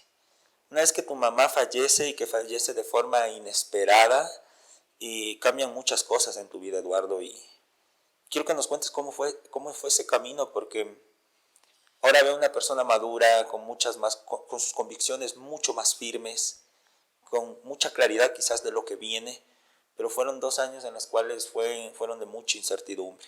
¿Cómo afrontaste esta etapa? Bueno, fue el momento más duro de mi vida. Fue una pesadilla realmente cuando mi madre falleció. Como tú dices, fue inesperado. Mi madre, una mujer de 62 años que aparentemente no tenía ninguna enfermedad, y de pronto un 1 de noviembre del 2014 empezó a sentir que le faltaba el aire. Les llevaron a hacer exámenes acá en Riobamba porque estaban acá. Había estado visitando la tumba de su suegro, mi abuelo por parte de mi padre, junto a mi padre, junto a mi abuela. Y creo que mi madre jamás imaginó que esa iba a ser la última vez que ella visite ese lugar como un ser terrenal, porque la próxima iba a llegar en una cajita con sus cenizas, porque ahí reposan las cenizas de mi madre. Se empezó a sentir de forma repentina mal, le hicieron exámenes, descubrieron que tenía un problema al corazón, a mí no me decían nada, yo estaba en Argentina. Había sido un mes muy duro para mi padre porque él trataba de ver la manera de que no se someta a una operación, de buscar otra alternativa, hasta que finalmente ya todos le dijeron que era una operación y tenía que ser una operación ya, porque si no mi mamá en cualquier momento podía fallecer. Y me avisaron a mí finales de noviembre. Tuve que adelantar el vuelo porque yo tenía previsto venir para las vacaciones de Navidad. Adelanté el vuelo, llegué un 2 de diciembre, el 7 de diciembre fue el cumpleaños de mi madre, el 11 de diciembre fue la operación y la madrugada del 12 de diciembre mi madre falleció, no salió de la operación. Fue durísimo, fue un quiebre total en mi vida, cambió mi vida, cambió la vida de mi padre, la vida de mi hermano. Ya les contaba un poco lo que pasó en el ámbito laboral, renuncié al trabajo, no me arrepiento, regresé acá al país y sin duda fueron, yo diría que unos 2 años y medio, 3 años, en donde estuve bastante perdido en la parte interior. Laboralmente nunca me ha ido mal durante todo este trayecto, al contrario, soy un agradecido. Y quizás mi madre, si existe el más allá, o si está en algún lado, no sé, creo que ella me daba una mano para que no me afecte en el ámbito laboral, más allá de que interiormente estuve muy mal. Muchas veces pensé que la vida ya no tenía sentido, la extrañaba demasiado. Caí en una depresión muy grande, que me llevó incluso a pensar en locuras en determinado momento, porque la extrañaba muchísimo. Mi padre igual, muy mal, mi hermano muy mal, pero creo que uno de los factores que nos ayudó sin duda a salir adelante fue haber formado este triángulo entre los tres, indestructible, en donde estaba mi padre, mi hermano y yo, y en donde nunca nos separamos, y en donde el uno y el otro se apoyaban constantemente, y en donde así poco a poco pudimos, como los perritos cuando tienen heridas, se lamen esas heridas, se paran, siguen caminando, así pudimos hacerlo, y pues fuimos saliendo poco a poco. Pero fue la etapa más difícil de mi vida. Yo obviamente todavía y siempre le extrañaré a mi madre, y debo confesarte que vivo con la esperanza, más allá de que no soy creyente, pero vivo con la esperanza de que quizás algún día, al menos un segundo, la voy a volver a ver. Y la pienso todos los días, y cuando voy a hacer al menos una entrevista, a transmitir un partido, a conducir un evento importante, hacer algo que a mí me apasiona mucho. Siempre pienso en ella y la dedico a eso. Le dedico a ella y converso con ella, charlo con ella. Tengo su foto en el velador junto a mi cama. Todas las noches me despido de ella. A la mañana abro mis ojos y a la primera que le saludo es a ella. Y pues le extraño mucho. Eso nunca va a pasar. Eso nunca va a pasar. Y pues ese factor también ha hecho que valore mucho más a mi padre, a mi hermano, que valore la vida, que valore esos momentos, ese ahora, y que pues bueno, trate de darle el mejor estilo de vida a ellos, que son lo más importante para mí. Tenías una cábala, antes andabas con algo de tu madre, ¿no? Sí. Una media de tu mamá que te acompañaba en transmisiones, que te acompañaba en momentos decisivos en tu vida. Sí, y sí, creo sí. que un tatuaje también le has dedicado a tu madre. Sí, tengo un tatuaje de mi madre, su nombre, un león. Tenía la media. Andaba, ¿Ya no tienes la media? Tengo la media, pero la tengo junto a la foto que ahora reposa ahí en mi velador. ¿Y por qué la dejé? Porque también andaba puesto el anillo de compromiso de mi madre. Porque mi madre, antes de entrar a la operación, le dijo a mi padre: toma el anillo, guárdalo, no lo vayas a perder porque yo ya salgo. Y se rió. Le dijo: guarda bien, vamos con el anillo, cuidado, es el de compromiso. Y mi papá se rió y lo guardó. ¿Y por qué tengo la media? Porque antes de que entre a la operación, una vez que le dé el anillo a mi padre, yo le saqué las medias a mi madre. Y yo me había guardado las medias sin darme cuenta en mi bolsillo. Después mi madre ya nunca más salió con vida, obviamente. Y al siguiente día, cuando ya estábamos en el velorio, yo me metí la mano al bolsillo y encontré su media. Y fue como haberme quedado con lo último, quizás que, no sé, representaba a ella, lo último que me recordaba, ese último momento, esa última conexión con ella. Y desde ahí no me despegaba más de la media. Y después, cuando veníamos del trayecto acá a Riobamba, porque acá ya a mi madre le habían cremado y acá traíamos sus cenizas, mi padre dijo: ¿quieres tener el anillo de tu madre? Ella me dijo que lo cuide bien y creo que tú eres el mejor para hacerlo. Y le dije: sí, dame. Entonces andaba a cargar el anillo. La gente pensaba que era casado. Quienes no me conocían decían: ya es casado. A veces si quería conocer a una chica, incluso muchas veces me llevaba una mala cara porque me decían: oye, ¿cómo me estás queriendo cortejar? No sé, pues cortejar si eres casado. Y le decía: no soy casado, es el anillo de mi madre. Tenía que explicar toda la historia. Pero pasó 2 años y medio en donde llegó un punto, yo dije un 24 de mayo que me fui al Cotopaxi solo. Dije: tengo que dejarle ir a mi madre y aceptar su muerte. Fue al Cotopaxi solo, pernocté ahí, escribí una carta de... ¿Dormiste? Sí, en una pequeña cabañita, ¿no? Dormí ahí y fui al Cotopaxi, le escribí una carta de 11 hojas, lloré muchísimo y le dije: te voy a dejar ir, voy a aceptar que te fuiste, pero eso sí, no me pidas que no te extrañe, porque te voy a extrañar un montón y voy a querer verte algún día. Y desde ese día dije: una forma de dejarte ir es también sacarme el anillo, guardar el anillo, y también la media poner junto a la foto que guardo de ella con su vestimenta de policía de tropa y que la tengo junto a mi cama. Entonces desde ahí la guardo y únicamente esa media me acompaña cuando quizás voy a algo recontra que importante. Le he sacado unas 2 veces desde ese entonces. Pero ayer, por ejemplo, antes de irme a la animación en el partido, que era algo lindo, era un reto también importante. Pero bonito en tu carrera, entiendo yo, ¿no? O sea, como sí, era un reto más. O sea, ya lo había hecho, he animado la Noche Blanca, animé la presentación del técnico universitario y así otros eventos, pero sin duda esto era la primera de la selección y un estadio casi lleno y la gente animada. Entonces, claro, fui y converso con mi madre, siempre converso, toco la media, le doy un beso a la media, le doy un beso a la foto de mi madre y es como que una forma de sentirla cerca, ¿no? Entonces, sí, eso es algo que siempre hago. He notado que en algunas entrevistas, Eduardo, tienes una forma de que tú sabes que en algún momento te vas a reencontrar con tu madre. Y es cuando fallezcas, cuando mueras.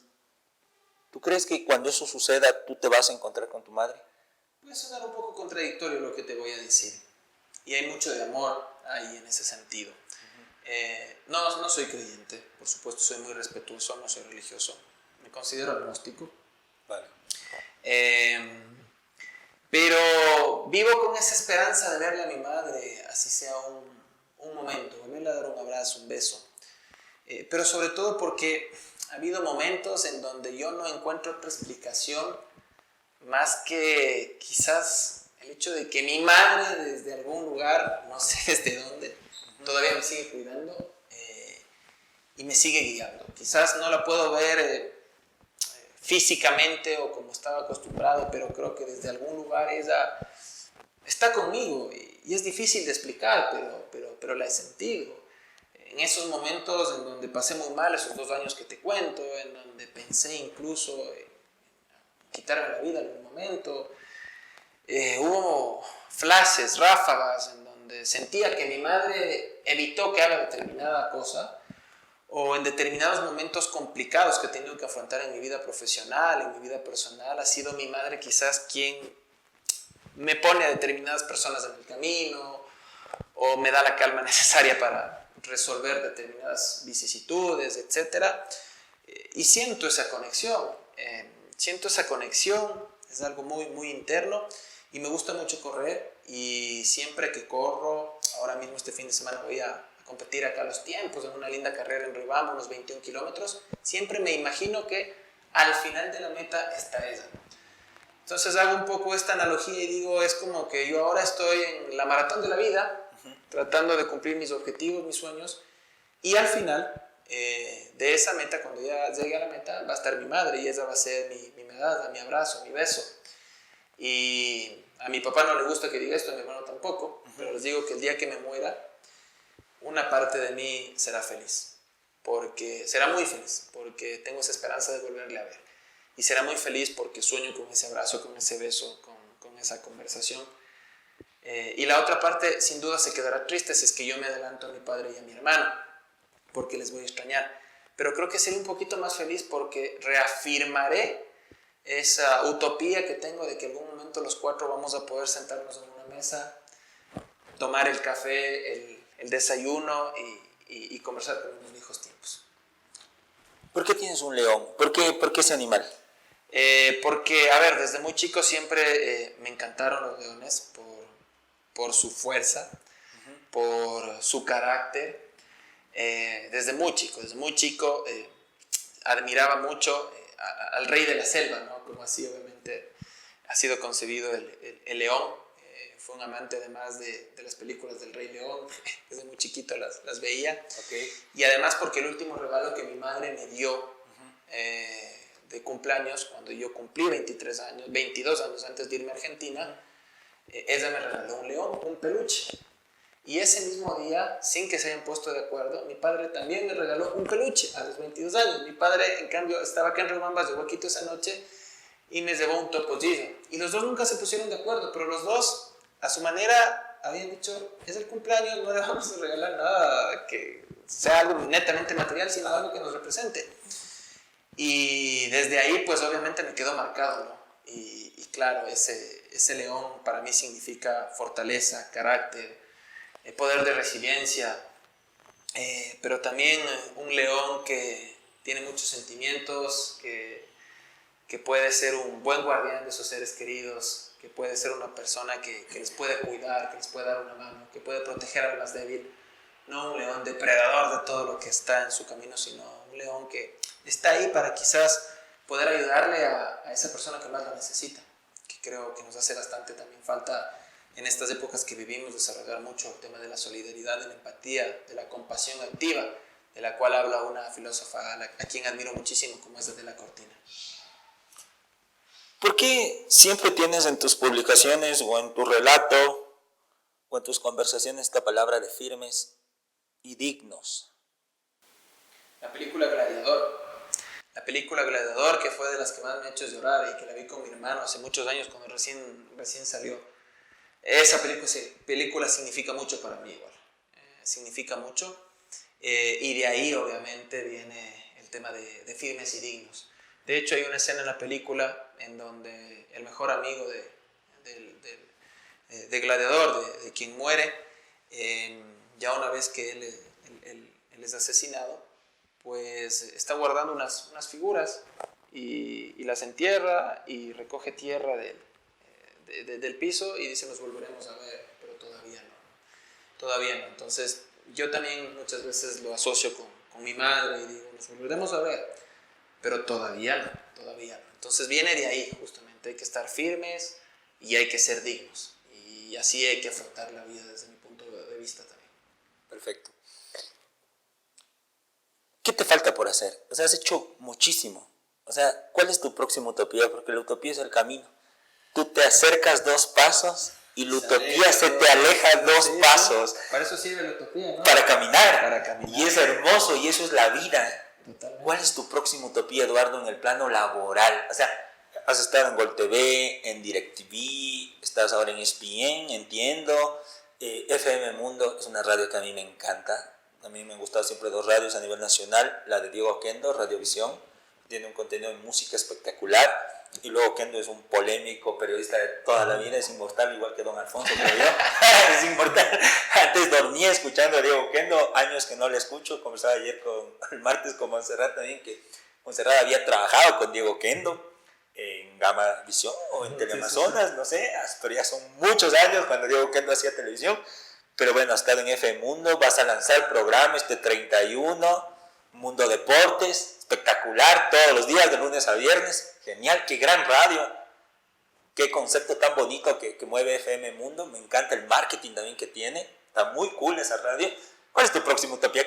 ¿Qué se te viene? ¿A dónde quieres llegar? A ver, tengo algo pendiente, no sé si lo pueda cumplir, y es que quisiera irme un año exclusivamente a estudiar. Ah, vale. Quisiera irme a España.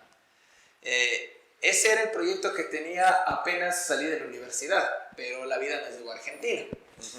Y después, obviamente, por situaciones laborales, por ese regreso repentino acá, se me presentaron más ofertas laborales, etc., no lo hice.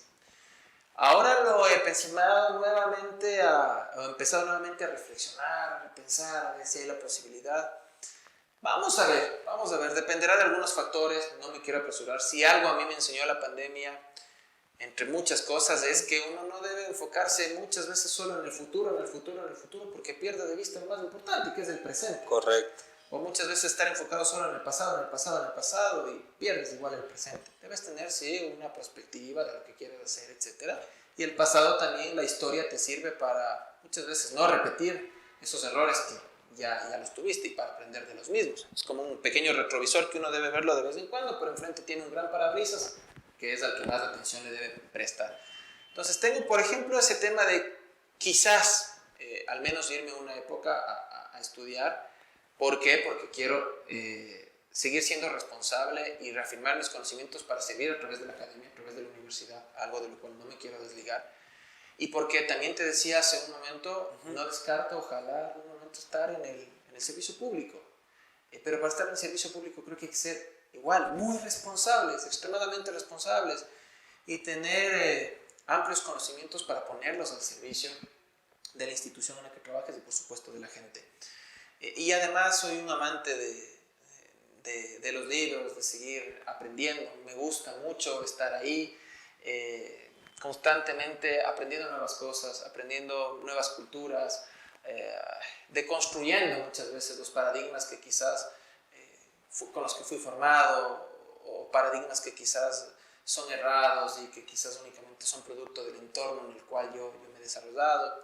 Me gustan mucho esos retos. Entonces, uno podría ser por ahí, pero otro en el ámbito profesional, si es que no se da, quizás poder salir fuera del país, igual, seguirme preparando acá, aprovechar los espacios de educación acá en nuestro país, seguir haciéndolo, e ir viendo cuándo se pueden ir cristalizando más oportunidades en el ámbito académico, si en el ámbito del periodismo también poder consolidar a desalineados, poder ofrecer más contenidos profundos, microdocumentales, mostrarme como un periodista que no únicamente está en el ámbito deportivo y que ya lo he hecho también en otros espacios, y reafirmar eso, ¿no? Mostrar que se puede ser versátil con responsabilidad y que le puedo brindar a la gente contenido que le sirva, ¿no? Aportar, desde el área en el que me encuentre, aportar, servir, devolverle algo a la sociedad y ser grato con la sociedad, porque uno no es que se construye solo de forma egoísta en esta sociedad, sino que se construye justamente gracias a las oportunidades que muchas veces aquí se presentan.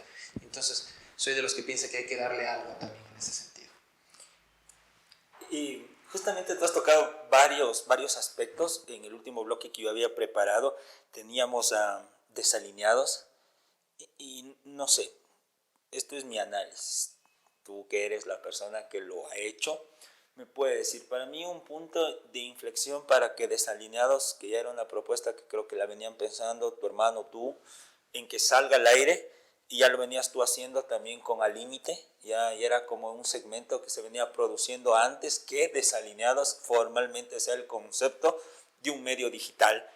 Es que quizás tu honestidad y tu transparencia en el análisis de ver una comunicación no solo desde el negocio, sino también desde la academia, te ha pasado factura. Y te pasó factura cuando de pronto recibes un mensaje por WhatsApp y un correo electrónico y dicen muchas gracias y te desvinculas de Gama TV. Sí. Y había críticas en torno a los procesos de vacunación que tú venías haciendo constantemente en las redes. Cuéntanos, ¿cómo influyó ese momento de ruptura en Gama para que tú finalmente decidas irnos por Desalineados? Reafirma únicamente mis convicciones lo que sucede en Gama Visión. Una empresa a la cual yo le tengo mucha gratitud como empresa y que tengo muy buenos compañeros, compañeras, a quienes les guardo un cariño enorme. Me da mucha pena porque determinados personajes la han destrozado. No es algo nuevo lo que voy a decir, pero ha habido un mal manejo de los medios incautados. Los medios públicos, desde mi punto de vista, no han cumplido todavía su razón de ser de medios públicos como tal. Creo que hay muchos retos todavía por trabajar. Y no hablo de un gobierno específico, sino hablo de varios gobiernos, en donde se debería hacer una autocrítica muy fuerte en este campo. Pero lo que me sucedió a mí, te insisto, me sirvió para reafirmar mis convicciones. Yo estaba consciente que son los riesgos ante los cuales yo me expongo por tratar de ser frontal y ser transparente, por tratar quizás de salirme de ese molde en donde uno es parte únicamente del sistema, del statu quo, del establishment en el tema de los medios de comunicación o de esta industria cultural que ya está construida únicamente con base en el negocio, en ver a la comunicación como una retribución únicamente económica. Yo estaba consciente que quería salirme de eso y que iba a tener determinados riesgos. Y ahí está una de las consecuencias. No me arrepiento en absoluto. Y sin duda creo que más bien me ha servido para ir comprobando cómo se han manejado muchas veces los medios de comunicación en nuestro país, algunas cosas que yo creo que hay que cambiar, en las cuales se debe trabajar, se debe luchar. Y por supuesto me permitió también reafirmar el hecho de que es posible y debemos tratar de encontrar esos otros espacios para democratizar la comunicación a través de los medios digitales, a través del apoyo a los medios de comunicación comunitarios, a través de la academia, y en donde uno pueda, sin duda, empezar a reflejar justamente este tipo de injusticias, de maltratos laborales o de cosas que no van con lo que debería ser un medio de comunicación. Entonces, te repito, a mí me reafirmó mucho mis convicciones, ¿no? Y me permitió pues también desarrollar el tema de Desalineados. ¿Qué concepto, qué línea editorial tiene Desalineados? A ver, Desalineados tiene una línea editorial que se basa, punto número uno, fundamental en la transparencia, lo que yo te decía. Nosotros no creemos en la objetividad al 100% porque eso no existe. Basta con estudiar la agenda de los medios de comunicación para encontrarse cómo están estructuradas. Y esas estructuras están hechas en base, o con base, perdón, en las subjetividades de los periodistas, de los editores, etc. Y así podríamos seguir haciendo un gran análisis de lo que pasa en los medios de comunicación. Creemos en la transparencia, en la línea editorial y en las formas de financiamiento. Somos un medio de comunicación que abiertamente lo dice, cree en una visión del mundo social demócrata, creemos en el estado de bienestar, creemos en que se debe garantizar, por supuesto, a las sociedades los servicios básicos, el acceso a una buena educación, a la salud.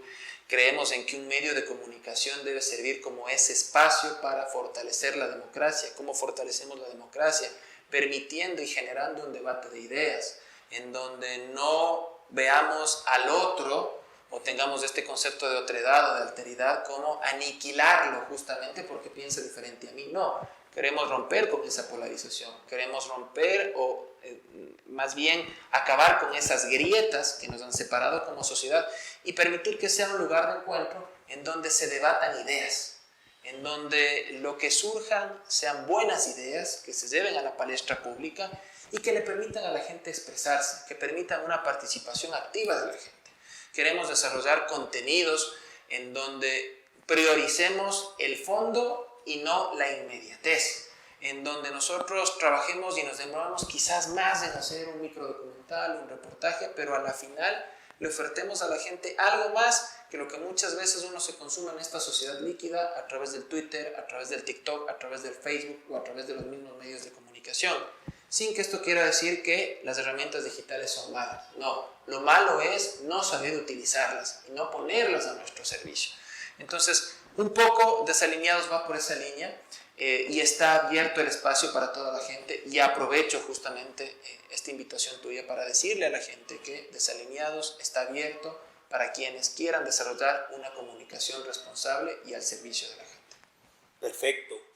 Desalineados tiene contrastes bastante interesantes, tienen personas plurales con diferentes líneas de pensamiento, pero creo que eso es el objetivo de un medio de comunicación, de que la mayor cantidad de pensamientos se puedan expresar y que finalmente sea la ciudadanía la que decida qué está bien, qué puede mejorar. Creo que no hay pensamiento negativo siempre y cuando se lo sustente, se lo argumente, se defiendan ideas, y yo creo que ahí podemos avanzar. La faceta de profesor es increíble, ya más o menos podemos ver cómo Eduardo encara el tema de la docencia. ¿Qué es lo que más te gusta de dar clases? Fuera del tema personal, ¿no? De que es un reto personal el constantemente prepararse, el nunca dejar de aprender. Cuando estamos en la carrera docente nunca dejamos de aprender, pero tiene cosas increíbles, gratificantes, el compartir con tus estudiantes. ¿Qué anécdotas tienes?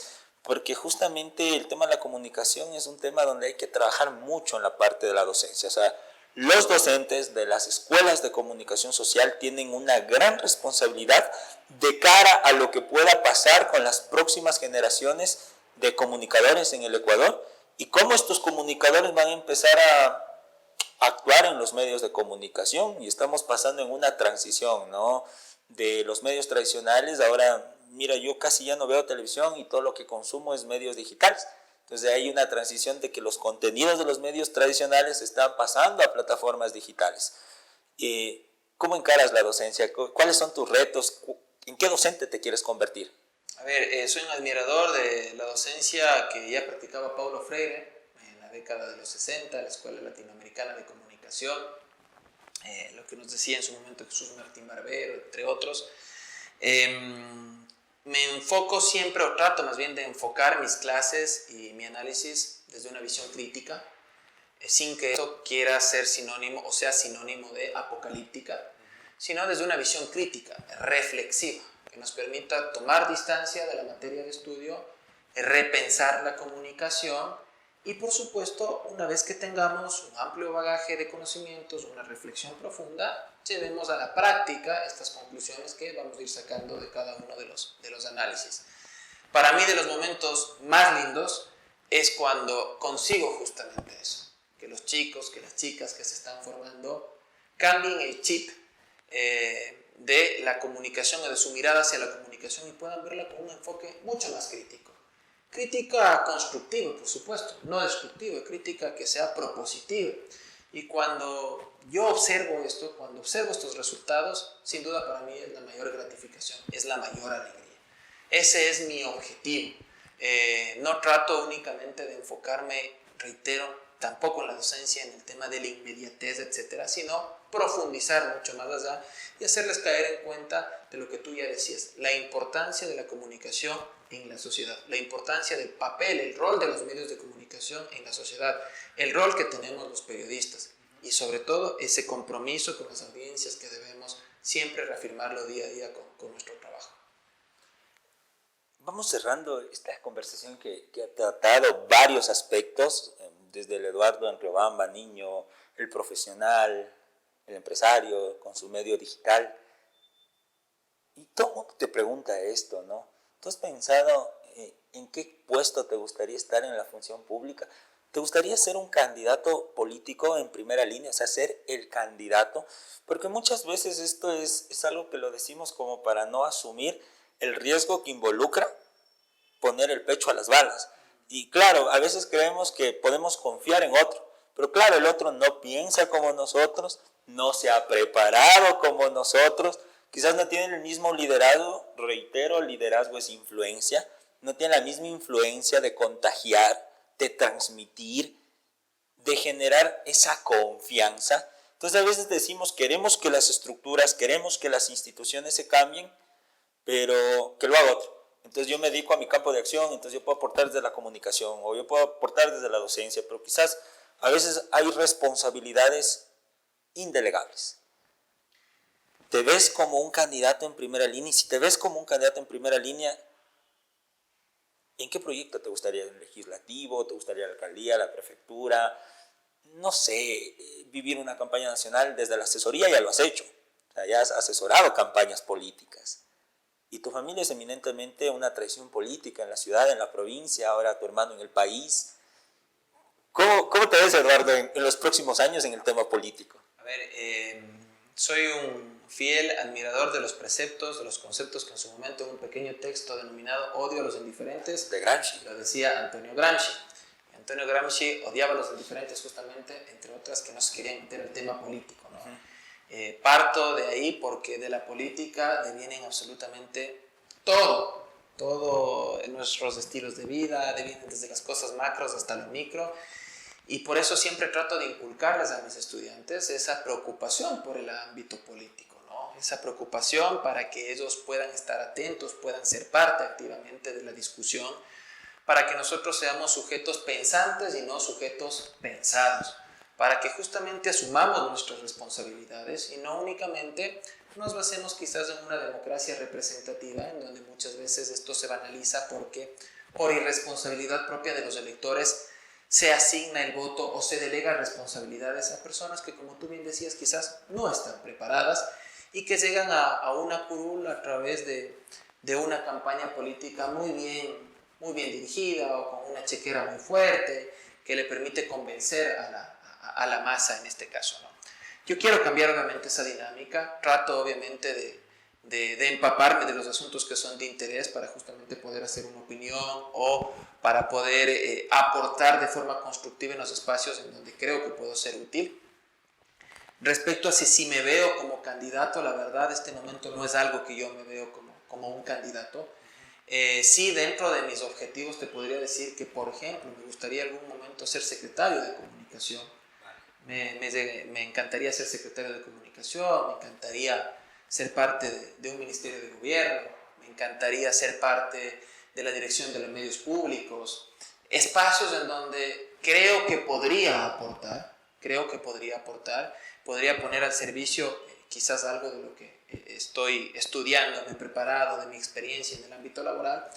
Y pues ya en una elección como tal, la verdad en este momento no me he visto, no me veo así. Tampoco descarto, si algún momento podría ser útil, no lo descartaría. Yo admiro a las personas que tienen ese valor de decir, voy a meterme al campo político, sobre todo en una sociedad como la nuestra, porque desgraciadamente la política, esta palabra ha estado prostituida y hay que resignificar justamente la política. Y esto se hace únicamente con personas diáfanas, que entiendan la importancia de la política y que al entender la importancia de la política asuman el reto de dejar de lado quizás esa situación o ese lugar de confort del ámbito únicamente privado para decir, a ver, vamos a hacer algo más grande ya para servir justamente a la gente a través del espacio público. Así que yo admiro mucho a esas personas. Ojalá tengamos unas próximas elecciones en donde se impongan las ideas, no se imponga lo rápido, lo banal, lo fútil, sino que realmente tengamos proyectos, personas bien intencionadas, con una preparación que esté acorde a los cargos que vayan a ostentar, pero sobre todo que tengan un compromiso social que se pueda ver ahí muy claro y que sea ejemplificado, ¿no? Y con qué tendencia quizás me veo, como te decía, en la línea de desalineados, lo reafirmo, una tendencia socialdemócrata, creo mucho en el estado de bienestar, soy una persona que cree en que se debe reivindicar muchos derechos, por ejemplo el derecho por el cual se sigue luchando y el cual apoyo muchísimo de las mujeres, los aspectos feministas me parecen que son vitales, que festejo yo que estén sobre la palestra pública ahora, que se debatan muchísimo, y así, hay muchos muchos derechos que todavía debemos irlos reivindicando y con los cuales yo, por supuesto, me alineo muchísimo, ¿no? Creo, por supuesto, en la propiedad privada, creo, por supuesto, en la empresa privada, pero creo en una empresa privada que tenga responsabilidad social. Creo que sí hay personajes que lo han demostrado y creo que es posible trabajar articuladamente desde el sector público y también desde el sector privado, teniendo esta responsabilidad social a la cual yo apelo muchísimo. Creo que debemos todavía luchar mucho en nuestro país por disminuir las asimetrías. Somos un país que todavía tiene muchas asimetrías, en donde debemos regresar nuestra mirada mucho más al campo, pero no únicamente para verlo al campo de forma fugaz, sino para primero ser justos con el campo, ser justos con nuestros hermanos indígenas, atender sus necesidades que muchas veces han sido olvidadas y, por supuesto, empezar a construir un país que es multidiverso entre todos y todas, ¿no? Sin exclusiones. Yo creo que, y estoy seguro que tarde o temprano vas a cumplir también este proyecto, este propósito, porque eso es lo que necesita el país, ¿me entiendes? Necesita personas que tengan claridad y decisión, o sea, que digan yo quiero estar aquí y no tengan el recelo de decirlo, o sea, hay que transparentar la política, ¿me entiendes? Esto no es un tema de que voy a estar tras la cortina esperando, no, la gente tiene que decir, exacto. Es muy fácil que nos quedemos sentados desde acá y empezamos a criticar, pero yo digo a la gente, ¿por qué no asumes el reto? ¿Por qué entonces, si tú estás cansado de tus autoridades, primero haz una autorreflexión y pregúntate si al menos leíste un plan de gobierno antes de votar? Y después, si quizás ese candidato te decepcionó, etcétera, sal solo del espacio de la crítica, sal, propón. Inmiscúyete también, quizás no directamente como candidato, pero sí sé un actor social, un ciudadano responsable, que se empape, que debata, que exija el cumplimiento de sus deberes a las autoridades, entre otros. Creo que eso nos hace falta y creo que eso hay que fortalecer. Hay que darle mucho valor a la política y para eso la educación es vital. La educación es vital. Si no tenemos una sociedad educada que tenga acceso a una educación de calidad, pues indiscutiblemente vamos a seguir teniendo estos vacíos. Yo creo que en los próximos años vamos a pelear una batalla cultural. Total. Yo creo que ese es el escenario, ¿me entiendes? De disputa, una batalla de pensamiento, de cambio de chip, de cambio de ideas. Sí. Entonces, en la medida que nosotros podamos generar esta batalla cultural, que la libramos a través de mejorar nuestro sistema educativo, porque si mejoras tu sistema educativo, obtienes estudiantes más críticos, estudiantes más empoderados de los temas sociales, porque la educación tiene que hacerte humano, tiene que hacerte sensible a la realidad del entorno, y cuando eso sucede, tú vas a tener un electorado mucho más preparado. Y si el electorado está mucho más preparado, la clase política va a tener que mejorar, que prepararse más, que pensar mucho más antes de emitir un criterio.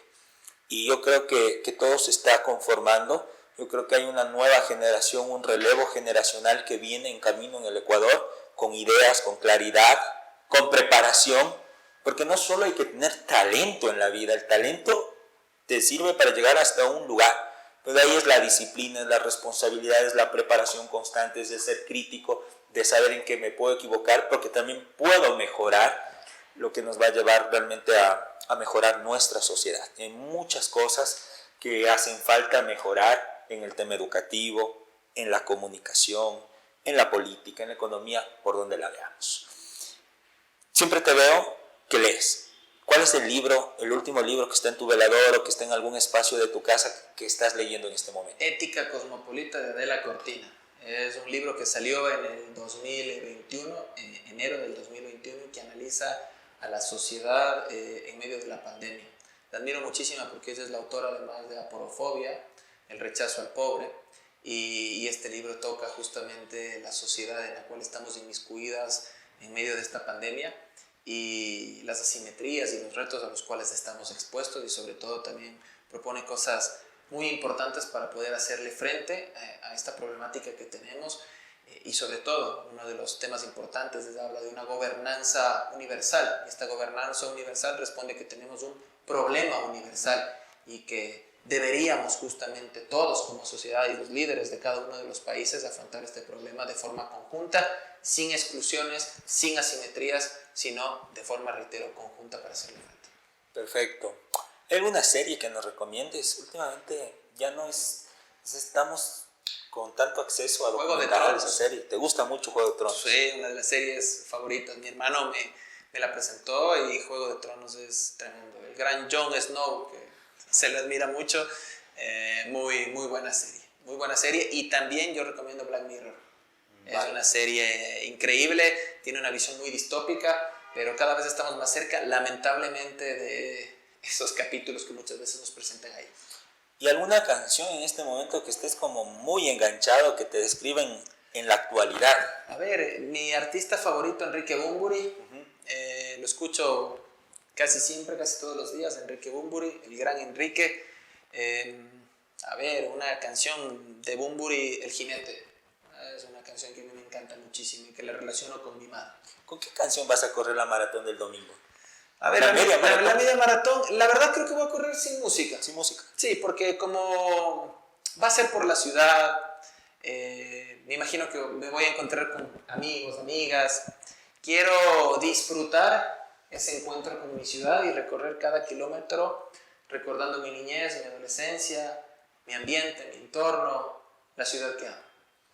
Yo iniciaba este podcast asumiendo un texto que en la preparación de esta conversación me sonaba mucho cuando preparamos este podcast, y le dije a Alejandra, por favor, contáctale a Eduardo para que venga para grabar el podcast, que era un artículo que está en el blog de Otra Educación de Rosa María Torres, que era la incidencia de las 4P. No recuerdo exactamente el título, pero las 4P tienen que ver en cómo los políticos, los periodistas, los profesores inciden en una sociedad. Y tú tienes afinidad por lo político. En un momento quizás vas a ejercer un puesto en el servicio público. Y has hecho y te estás formando, tienes una especialización en comunicación política. No deja de ser una de tus pasiones y tus preocupaciones. Y esto también por el gran amor que le tienes a tu hermano. Luego tenemos el tema periodístico, que bueno, es quizás como el país te conoce, te has presentado, entonces eres un gran periodista, pero no solo periodista, eres un gran comunicador, porque transitas en varias etapas. O sea, tú quieres salir del cliché de no soy solo periodista político, puedo perfectamente hacer un reportaje sobre un tema social o puedo perfectamente entrevistar a cualquier persona que no sea necesariamente un jugador o un director técnico o algo relacionado al deporte. Entonces tienes el tema periodístico, tienes el tema de profesor. Actualmente eres profesor en la Universidad Internacional y quizás te vas a seguir formando para mejorar esa destreza.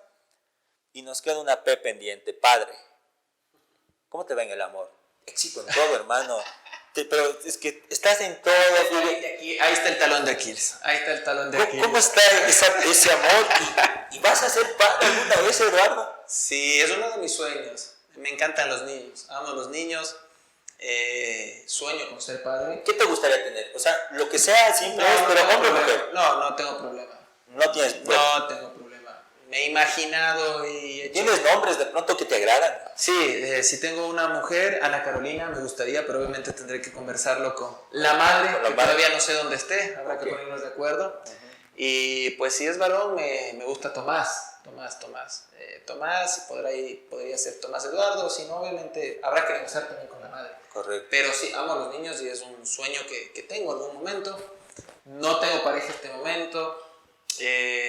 Y pues no es algo que tampoco te quita el sueño. Me quita el sueño o digo... Pero no, te gusta la soledad, Eduardo. O sea, es linda la soledad, es linda, creo que es buena. Pero los domingos es un poco fea. Sí, los domingos, y peor si después si antes te has pegado unas cervezas, es más dura. Es más dura todavía. Ahí es más dura todavía, muy dura la verdad.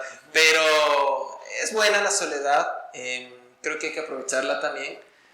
Pero sin duda, cuando uno vaya a tener una pareja, pues yo soy de los que piensan que eso no es que se busca y constantemente está desesperado por tener una pareja. Creo que esas cosas se van dando y cuando se dé la oportunidad de volver a estar en pareja, pues bienvenido sea, ¿no? Nos meteremos también 100% ahí al tema y ojalá pueda florecer algo muy chévere, algo muy lindo.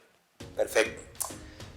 Hemos terminado un nuevo episodio de este podcast del que al cómo educativo. Ha sido fantástico. Hemos podido conocer muchos escenarios de la vida de Eduardo Andino Espinosa. Realmente vemos la pasión que tiene por varios aspectos, por la parte de la educación vinculada a la comunicación. Reitero, creo que es el riobambeño más nacional que tenemos en la actualidad y esperamos que la última P que nos falta la puedas cumplir. No sabemos cuándo, pero que cuando la cumplas ya tendrá el artículo completo. Así es, padre, político, periodista y profesor. Realmente todo un personaje. Muchas gracias, ha sido una conversación que le he disfrutado de principio a fin y que creo que aborda muchos temas que quizás luego serán consulta y luego se podrán ir ampliando con el paso de los años y con el paso de la edad también. Nos vemos en un próximo episodio del ¿Qué al cómo educativo? Creo que grabamos la próxima semana, vamos a estar por Quito, vamos a preparar un mes muy especial, marzo, el mes de la mujer, un mes de reivindicación total y que estaremos con varias representantes en el ámbito educativo, en direcciones que han hecho cosas muy interesantes por el país. Nos vemos hasta la próxima semana.